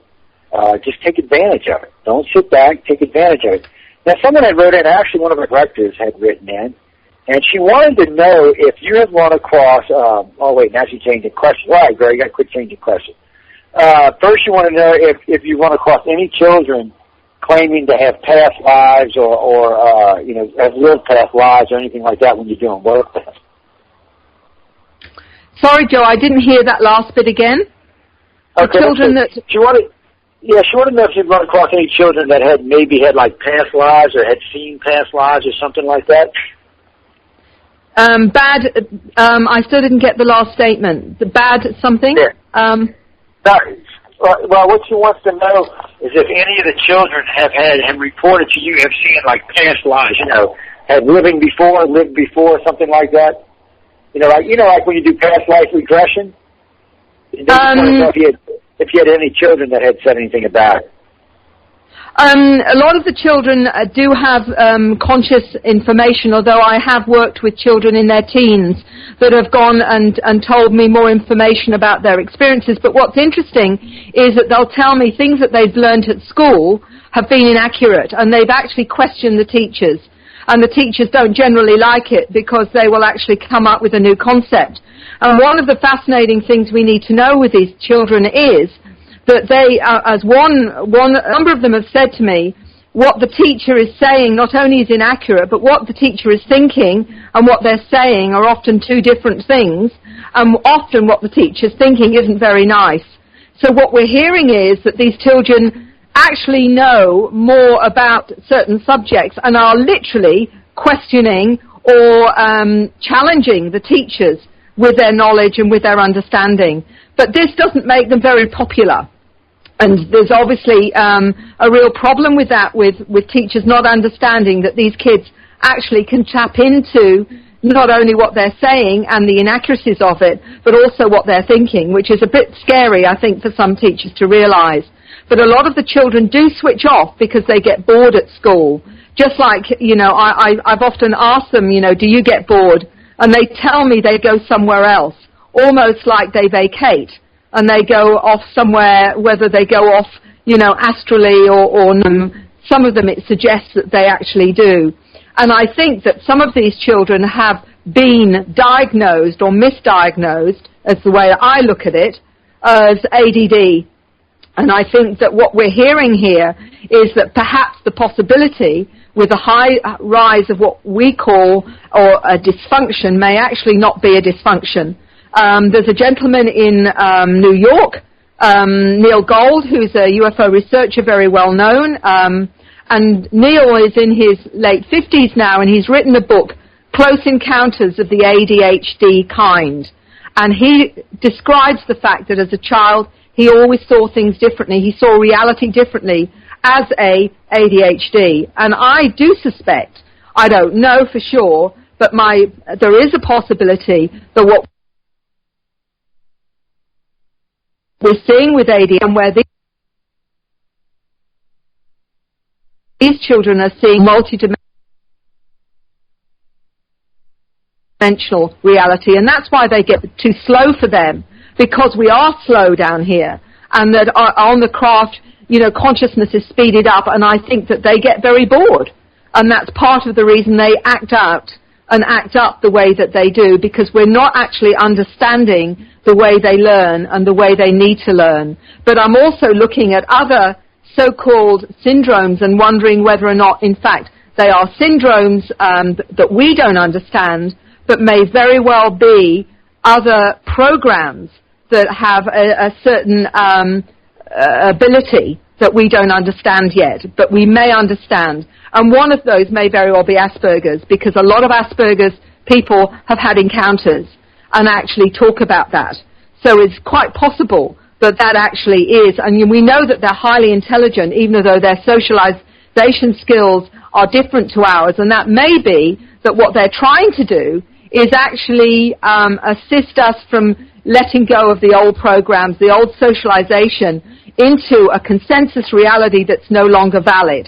I don't know if I'm right, Joe. This is only a hypothesis, but one begins to wonder from the bigger picture whether or not what we're seeing is already this shift through certain programs that we may see as a dysfunction in someone, but in fact may not be in terms of our greater understanding. Well, I agree. It is. It's probably what it is, and it's. I know it's hard because we're crossing a lot of information for the listeners tonight, but it makes sense to me. I'm glad you brought up Neil, because Neil is our Hong Kong State Director. He's one of our newest additions, and Flori Gadoza is our new Turkish director. I wanted to mention that. While I was thinking about it, I like to plug our new directors as they come on board, and I think we're up to 12 or 14 international directors. Now soon we'll be passing roof on with international directors. We're putting a big, huge international team together so that we can track this around the world without. I want to be able to track it in real time. I want to be able to contact my directors at any given moment and track this stuff in real time, because occasionally we'll get a live case, put it in retrospect, we'll get a case that happens, say, in New York, something going on, but we'll get these progressive reports, and we can track this case around the planet sometimes. It's interesting to watch. An abduction that graves may start out in California and work their way east or west, picking people up along the way and then coming back and putting them back down. I've always found that to be interesting. Now, let me get this question that just came in. Let's see, where did it go? Okay, yeah. Bill Burt wanted to know, he wanted you to, if you could give more details about the lion cat type of beans and the blue beans. Yeah. It's about, you want to know about the blue beings? You want to know about the blue ones and the cat-like ones? Yeah, actually what I would like to say is a lot of those that come to me are aware of interacting with a number of beings, and the blue beings are one of them. They may be interacting with the lion cat species. They may be also the reptilian mantis blue beings, light beings, crystalline beings. They may actually be interacting with all of these, but one of the things that I think needs to be said here to add to further complexity of all of this is that we're not only dealing with encounters with extraterrestrials, we're also dealing with encounters with interdimensional beings, transcendental beings, and possibly our future selves, because the latest that's coming out of the Rendlesham Forest information and what was happening there when the craft in the 1980s was seen in Rendlesham Forest near the Bentwaters USA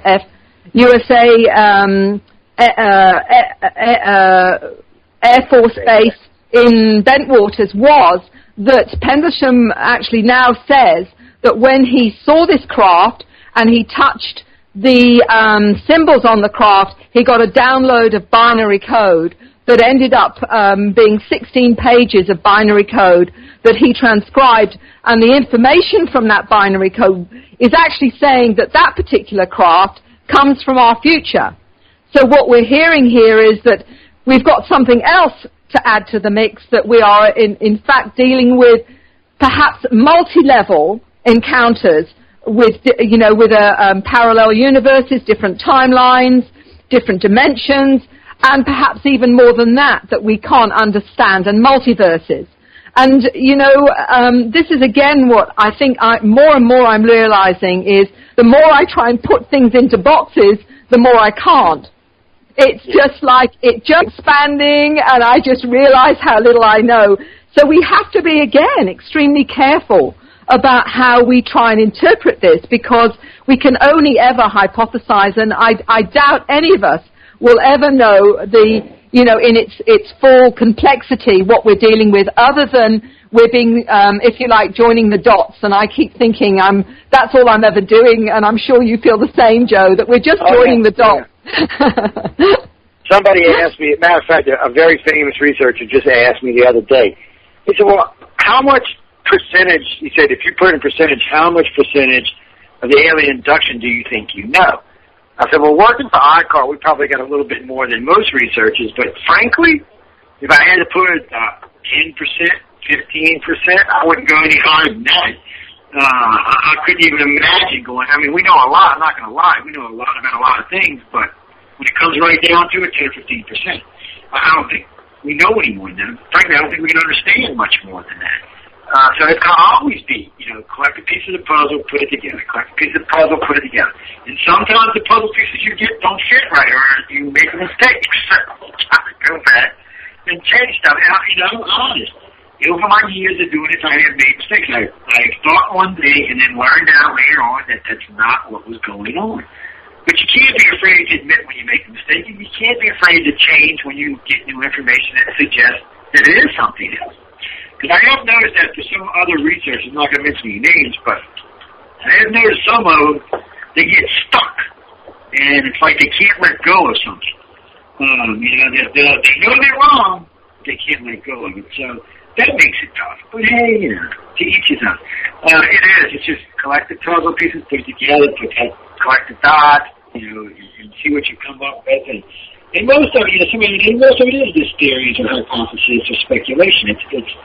There are some things that we are learning that probably is fact, but it's so little that it's not enough to really give you a true understanding of what's going on. And there does seem to be multiple layers and multiple agendas. It's a lot for any one or even any group to comprehend. And I think long term, we'll figure out a lot of it, but to the person who just said that question, what I think long term is, I don't know, 2,000, 5,000, 100,000 years, I'm not sure what it is. I know we're learning, but damn, we got a lot to learn. We got a lot to understand. And then there's always the problem, and Mary can talk about this in a minute, there's always the problem that we have to take things by the individual, which means if you're raised a particular way, you're going to see events in a particular way.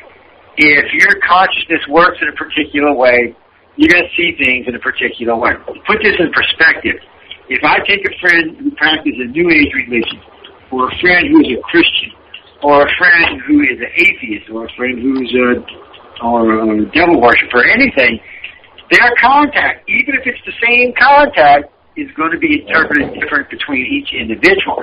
Even though the same damn thing happened to them, they're each going to tell us in a different way. And sometimes for researchers it gets confusing. Because we know when they're talking, they're having the same experience, but for some reason, it's not coming out the mouth the same way. Have you had any problem with this, Mary?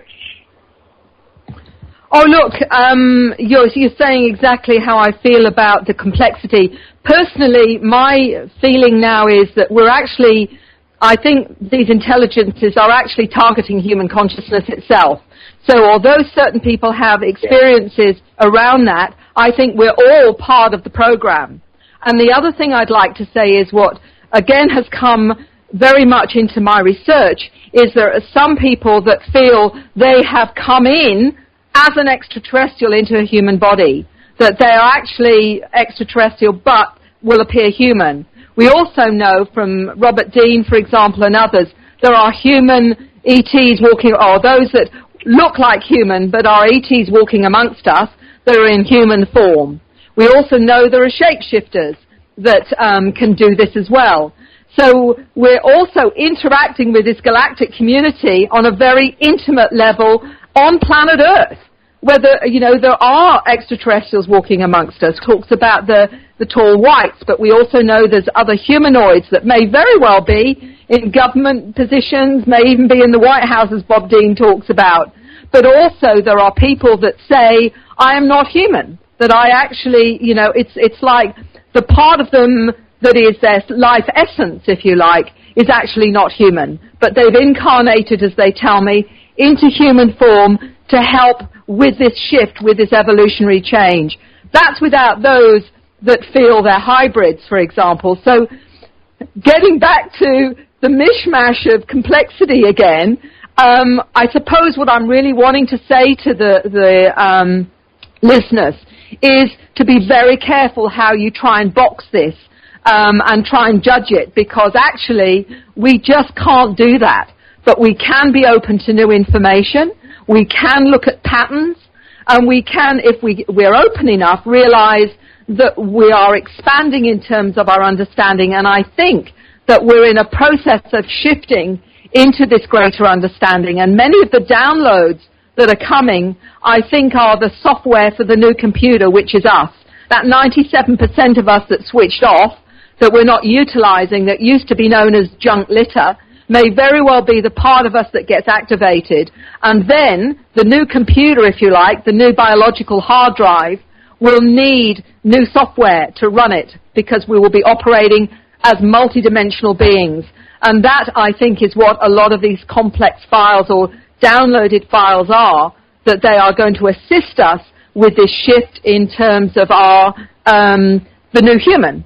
And I think all of us will be involved in that. This won't just be those that are having obvious encounters or encounters that are awake to it. I think this is going to be the whole species ourselves, that it's a bit like the 10% of the 100th monkey, you know, when 10% of us have got it. I think we'll all get it. But I don't know if I'm right. This is just a hypothesis. I've always wondered why 97% of us isn't being understood or utilized. And to me, trying to look at it from perhaps another intelligence's perspective that is being deliberately seeding and assisting us in our evolution for a lot of multitude of reasons, it would make a lot of sense that at some point we need to be upgraded, and how best if we've already got it within our genetics but haven't as yet accessed it. I don't know if I'm right, but maybe then we'll finally get a sense of the complexity of our multiverse and who we really are. You never know how it's going to play out, and I agree there's a lot of stuff we have to learn here. And, you know, hypotheses are good things. It's the way to learn. For me, I got to find out some new stuff. What I'm looking for lately is I get a lot of mixed reviews. Put this in perspective. When I first got in this field, you know, a lot of people used to tell me, the humans, the Greys work for the humans, or the Greys work for the reptilians. See, I don't find that to be true. When we did the surveys, the recent surveys, you know, matter of fact, these are ongoing surveys. They will stay on the ICAR website for as long as the site stays up. So now they're going on 3 years old. Well, the reptilian contactees outnumber the other ones 30-1. See, I always said, this is what I was talking about earlier when I said sometimes you got to go back and change what you think. Originally, I thought it was like a third as far as the major abductions go. But I was wrong. It is really like 70% gray, and then the other races get involved. But, I mean, the overall amount of gray contactees we have, and not just me, a lot of the other researchers I deal with far exceed anything else they have. That the Greys don't work for the humans, and it don't work for the reptilians. And now I've heard at least 2,000 people tell me the same thing. When there's a Grey present, especially a 7-foot Grey, the humans and the reptilians will always give way to the Greys, which suggests that the Greys are more powerful and more technologically advanced. But more importantly than that, we've learned that the Greys use an organic-type technology for their ships. They have living ships, which suggests their ships are quite a bit more advanced than the reptilians or the humans. So I was always confused by this in the early days. Now I understand it a little better and a little clearer. But still, it's an interesting thing to watch over the years, because really I did think that there was a much more equal abduction series going on here. Because as far as I can tell, the humans and the reptilians and maybe the Manas were the first ones to start doing the abductions. And then the Greys came in later on, at least if you go by the ancient world writings. The reptilians and the humans show up in Sumeria, and of course in the Dogon and the Egyptians, and even the Mesoamericans. The graves don't show up till about 2,000 or 3,000 years after the original reports of the humans and the reptilians. They show up in the Egyptian dynasty, I think about halfway through the Egyptians' reign. But before that, they only talk about the reptilians and the humans, and it's on the temple walls, and it's in a lot of the writings. But the graves don't show up till after that. Well, the graves do show up in Mesoamerica and Native America. But that's all 2,000 or 3,000 years after the initial contacts of the Sumerians and the Dogon and the Egyptian.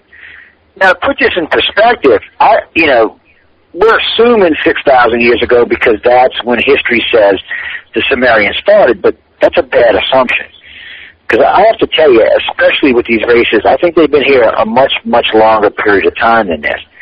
It's just I don't understand why the graves didn't show up in the ancient world till about 1,000 years before Christ. But they don't show up any time before that. The reptilians and the humans are very prominent long before that. So it's interesting to see. What it means, Mary, I have not a clue. I don't know if it actually means anything. Well, if you only look at our history, even in our ancient manuscripts, we know, even in the Bible, we talk about, Ezekiel and the fiery chariots. There are many medieval paintings that have, one of them is a very famous one by Art de Gelder, where you've got what is a painting of the baptism of Christ, but right above is actually one of those oval-shaped craft that are seen in our skies and have been seen in our skies for a number of years. Now, I often show this to the media and say, what do you think that's doing in a religious painting? We've got lots of religious paintings where there are craft in the skies. There are obviously petroglyphs and cave drawings and statuettes of strange spacemen and strange beings, including the praying mantis or manta beings that are called the Mamu in Aboriginal. What I think is very, very clear that we have evidence right in front of us of these beings that we were called deities or were called gods, but ultimately were part of our genetic makeup. To me, it is 2 and 2 making 4. And what we don't have yet is the genetic evidence of that, which perhaps on some level certain covert groups do, because there is no doubt that there's certain genetic bloodlines that are being monitored. And a number of experiences I know have had their files go missing and have had anomalies picked up in their blood samples. And one lady who had a friend who was a biologist look at her blood was so freaked out he wouldn't even look at anything else because he said that you shouldn't be here, there's something really strange about you, and he wouldn't look at it anymore. So I do believe it can be picked up, and there are certain markers that perhaps the covert agencies know about that we're not being told about now. And like yourself, Joe, the time has got to come where this information will be out there and we will get a real understanding and truth of who we are and our genetic origins, which is our heritage after all. This should not be kept secret any longer for a multitude of reasons. But that primarily is that we need to know the truth. And that will change everything. But I have been very, very lucky that I have met a lot of open-minded professionals. I've spoken, when I went up north, I spoke to a couple of GPs that were open to this. I spoke to a couple of clin psychs and actually a psychiatrist who is open to this. So on the quiet, there are a lot of professionals that know this is true. I mean, some of my clients have been lawyers, doctors, nurses, social workers, politicians. So, credible people that know this is the truth, but also know at the moment they can't come out and talk about it. I remember one lawyer, I said to him, if people like you actually came out and said this is your reality, he said, what do you think would happen to my practice, Mary, if I said I was seeing aliens? And that's the problem, is while we're still being lied to, while the public still doesn't know the truth, those that could bring it credibility have to be extremely wary about who they tell because their livelihoods are at stake. And when people, the media say to me, well, why don't they come and talk about it? I was asked by the Australian, a journalist of the Australian, who said, bring me 5 credible people and I'll do a story on it. I said, do you realize what you're asking? Those credible people all have professional jobs. They're academics, they're professors, they're lawyers. Do you know what would happen to them and in their profession, if they came out and said this? The elephant's in the room, but nobody can at this moment say, I'm seeing the elephant. And this is the problem with all of this at the moment, is until we get full disclosure, then this is what's going to happen, unless there is some other major way the shift is going to happen. Yeah, it's interesting you bring that up, because about a year ago, maybe 2 years ago, one of y'all's scientific journals in Australia did a real hatchet job on me. I mean, a real nasty one, like 3 pages of just nastiness. And so I wrote to the editor and said, well, wait a minute, don't I get a rebuttal? He said, well, if you can send me any kind of evidence. So I sent this man just tons of stuff. So he let me do a rebuttal, which, of course, I was not very nice to the person who originally wrote the article. But he told me it was one of the most downloaded articles that they had in their publication in 5 years. And it was loaded with proof and different stuff that we had learned. And he was just amazed. He said he just didn't realize that there was this kind of research going on. He didn't realize there were professional people in it. Yeah, and I agree with you saying, because I'm working with 3 doctors total on the blood type study. Actually, fairly famous doctors at that, because I found them by accident on the internet. And they're pretty big, a pretty good big practice, and 2 of them are specialists, they're geneticists. And what happened was we started doing the blood type research, and I asked him if I could use some of his blood type, his maps and stuff like that he was using to show the population of blood around the planet. Well, one afternoon I wrote him a letter, and I asked him a question. I said, if we all migrated out of Africa, how come South America and Central America is 99.9% O? He was like, well, that doesn't make any sense. Because if we were all out of Africa, it should be at least 50% A and B. Because the Europeans are heavy A and B. But that's not what you see. What you see is really strong O in South America and Central America, and then you see O moving up in clusters in the United States and then up in clusters in Canada. But in Europe, not so much. So you got to wonder, if evolution was correct, wouldn't the blood types be more evenly distributed around the planet? Well, see over there. And he got us 2 partners, and they're doing a thesis on it. And they're submitting it. Actually, it was just recently submitted to a scientific journal for peer review, which I got a plug in, by the way, which was really sweet of him. He actually said this information was brought to him by an alien abduction researcher, and he mentions me by name. And it's amazing how many positive responses have been, because, frankly, it really begs to differ and makes some really hard questions to ask. If we all migrated from 2 people in Africa, first off, where did the genetic diversity of our species come from? Because everybody knows now you need about 4,000 people to create a big enough genetic diversity that you don't have interbreeding with, most people don't realize it, but interbreeding will either give you the very best or the very worst of people.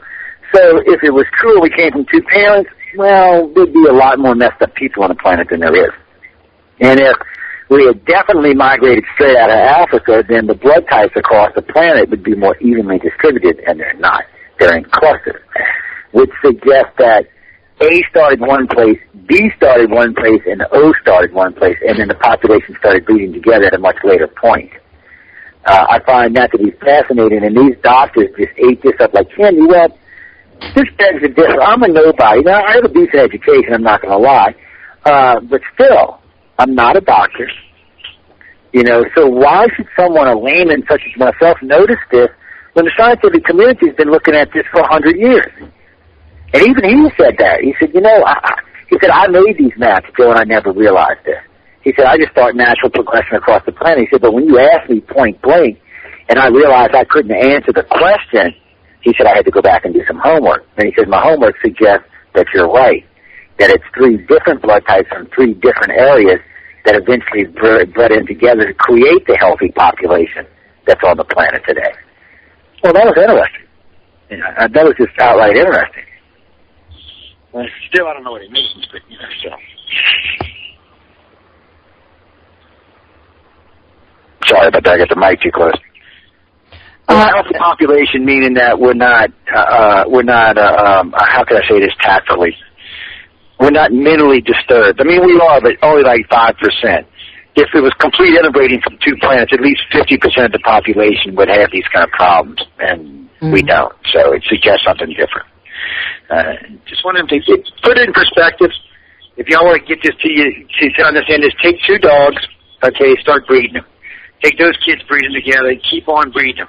You're going to see you get some really beautiful dogs, some really talented. The other half are not going to be pretty, and they're going to be messed up, and there's going to be problems with them. In the breeding world, they just discard those animals.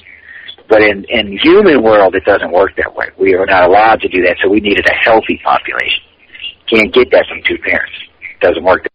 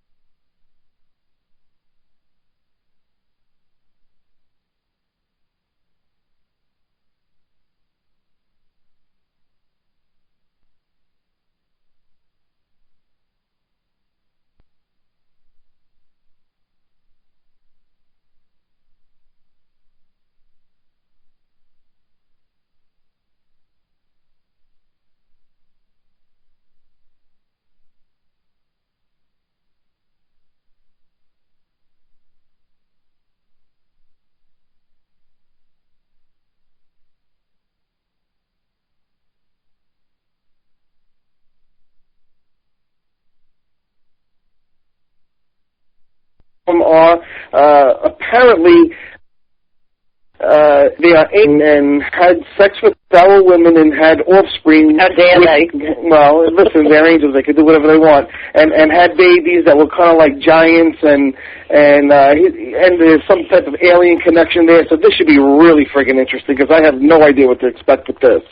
And of course, we got the Church of Second Sight, where we're going to be doing some more pet peeves, and just things that annoy us, I guess. And there's a lot of things that annoy me. And the usual stuff. In our normal readings, we actually have a dream interpretation tomorrow night, as well as the birthday readings and all the things we normally do. So it should be a kick-ass show tomorrow night, as usual. Yep. Y'all always do a great job, guys, so I'm not personally worried about it at all. I'll be glad to see y'all tomorrow night. Ladies and gentlemen, y'all know where to find us. We are really easy to find. If for any reason you ever can't find, simply type in UFO Paranormal, and God help you, we will come up all over the place. And if you type in UFO Paranormal Radio, oh my God, we'll come up in more places than you can even imagine. So we're easy to find, but all the shows are searchable. Matter of fact, I was doing that yesterday. I was checking everybody's ratings across the board just by typing in their surnames, and everybody's doing quite well, actually. Everybody's ratings come right up without any problems at all, so that's always nice to see how searchable everybody is. But we're going to get out of here. Chris, thanks for coming by and letting everybody know what's going to be going on tomorrow night. Guys and girls, be sure to come check out Second Sight. They're always a blast. They always do a good show. You learn a little, you get a little giggle, you get a little everything, so be sure and check them out. Until then, guys, have some fun. Enjoy your damn lives. I know the economy's bad, but smile. Trust me, your face will not crack. I'll see y'all all next Wednesday. Good night, everybody. It got out. Now it's out even wider. I spent most of last night taking the commercial breaks, editing the commercial, and then putting all the pieces together, and then processing it and uploading it today to YouTube. It's up. And had we not got all that interference, I don't know that I would have done that, simply because it would be a super interesting story, but at the same time, not so explosive. Because of the interference we got, and you will see when you watch the video, they even cut our video feed at one point. You hear it pop and the video goes away. That's not my equipment, because it's the same equipment that I was able to bring the video back. It's the same camera, it's the same software, it's the same computer. We didn't shut anything down, but they did cut the video feed for a few seconds until I was able to do a little workaround and get around that. So, for all of that, I think the world needs to see it. Now, if you go to my website, up in the upper right-hand side of the website, you'll see the link, Captain of Viking Ship, and it continues. If you go over to YouTube, just do a search for Captain of Viking Ship, and you'll find it. And you need to watch it. It's an hour and 35 minutes, something like that. You need to watch that video. And then you need to post it, embed it on your Facebook page. Everybody needs to do that. The lights need to come on, and I hope you'll do that. Also, there's something else I hope you will post all over your Facebook pages and put it on your Facebook wall, and that is that I will be speaking at the Alchemy event on November the 13th. The Alchemy event in Los Angeles starts on November the 11th, 11/11/11, and it runs through the 13th. On the 13th, I'll be speaking. I speak right before lunch, and then we go to lunch for a meet and greet. I want to meet you there. I really do. Anybody that's within driving distance of Los Angeles, anybody that can travel to Los Angeles, or if you're going to be there for that weekend, please come to the Alchemy event. I want to meet you personally. I don't just want to, I mean, I enjoy talking with you on the phone. Don't get me wrong. I do, but the people that call on the telephone and the people that send me emails and people that just listen to the show and we never hear from them, I want to meet you personally. And we can do that at the Alchemy event out in Los Angeles. It begins, again, November the 11th through the 13th. And all I will tell you about what I'm going to speak on is I promise you I will have you literally howling like a wolf. And it is related to our genre. All right, so that's your clue. Now, what could I possibly do that will make you howl like a wolf? You will. You will howl like a wolf and be wonderfully happy to do so. And what is it that I am going to say or do that will get you to do that? Well, you got to come, and there will be hundreds of people around you howling like wolves right along with you and just as happy to do so. That is a guarantee, all right? So the Alchemy event, November the 11th through the 13th, 2011, out in Los Angeles. We've got, well, I don't know how many people in Los Angeles listening right now. I know on our radio station that, it's not my radio station, but the station in Los Angeles that carries this show, we will have right now anywhere from 700,000 to 1.5 million. It varies from night to night.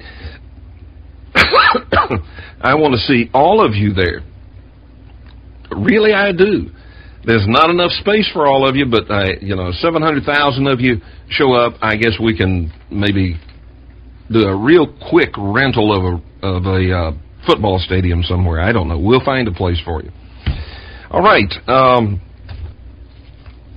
Let me ask you a question. Do you have any idea at all what that is that's on my website? If you go to my website, on the Alchemy event, go to my website, and you'll see the Alchemy event banner. Just click that, and it'll take you to their site where you can register for that, all right? So be sure you do that. If you cannot be there in person, you can enjoy the event by live streaming, and right now is the time to register for that, because after November the 1st, the price goes up. So register for that right now if you simply cannot be there. All right, on my website, kevinsmithshow.com, you go there and scroll down, you see the picture about tonight's show. Do you know how many people go to websites and never scroll? I'm not kidding. I get email from people that say, I've had people do this. Well, I hear you talk all the time about that picture that's on your website, the picture about tonight's show, and I don't see it anywhere. You might want to scroll. I even tell people to do that. Scroll down, and you'll see the picture about tonight's show. What do you think that is? Take a look at that. KevinSmithShow.com. Take a look at that picture. What do you think that is? You know, it looks like some kind of trick photography of some kind of like a fluorescent cockroach or something, doesn't it? I mean, it really does. You know what that is? I'll give you a clue. October the 6th. Anybody know?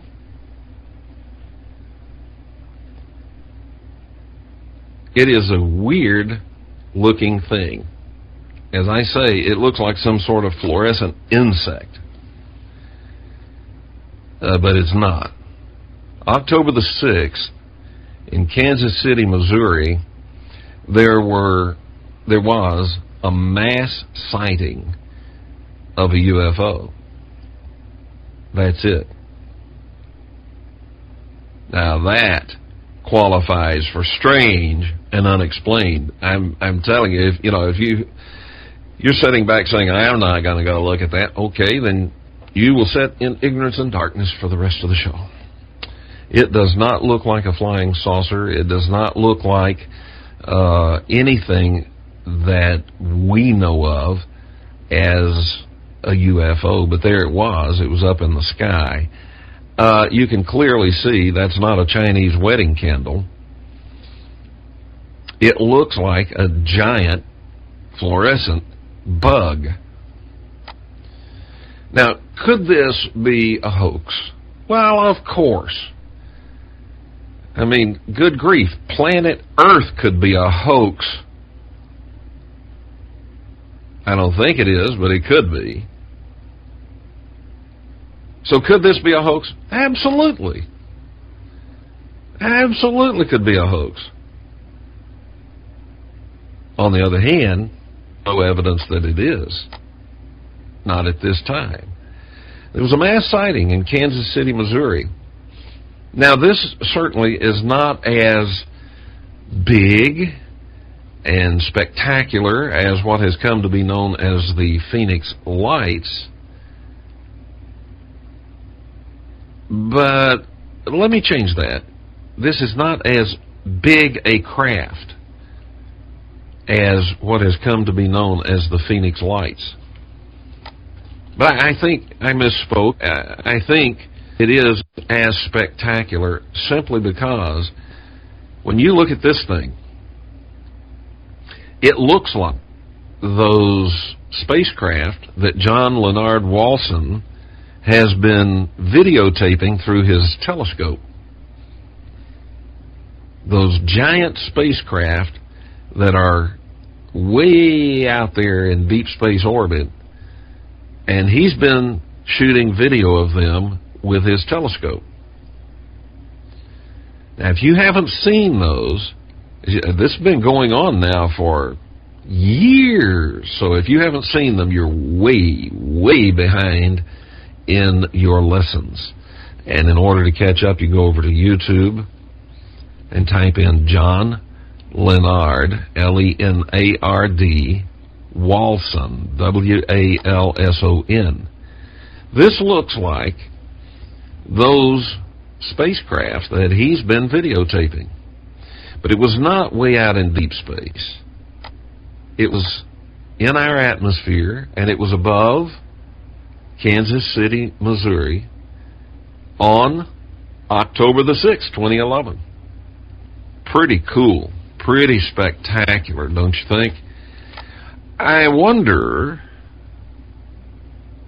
what that means.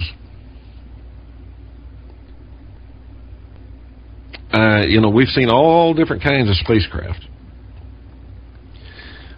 We've seen all different kinds of UFOs. All different kinds of planes. Never seen anything that looks like this in our atmosphere.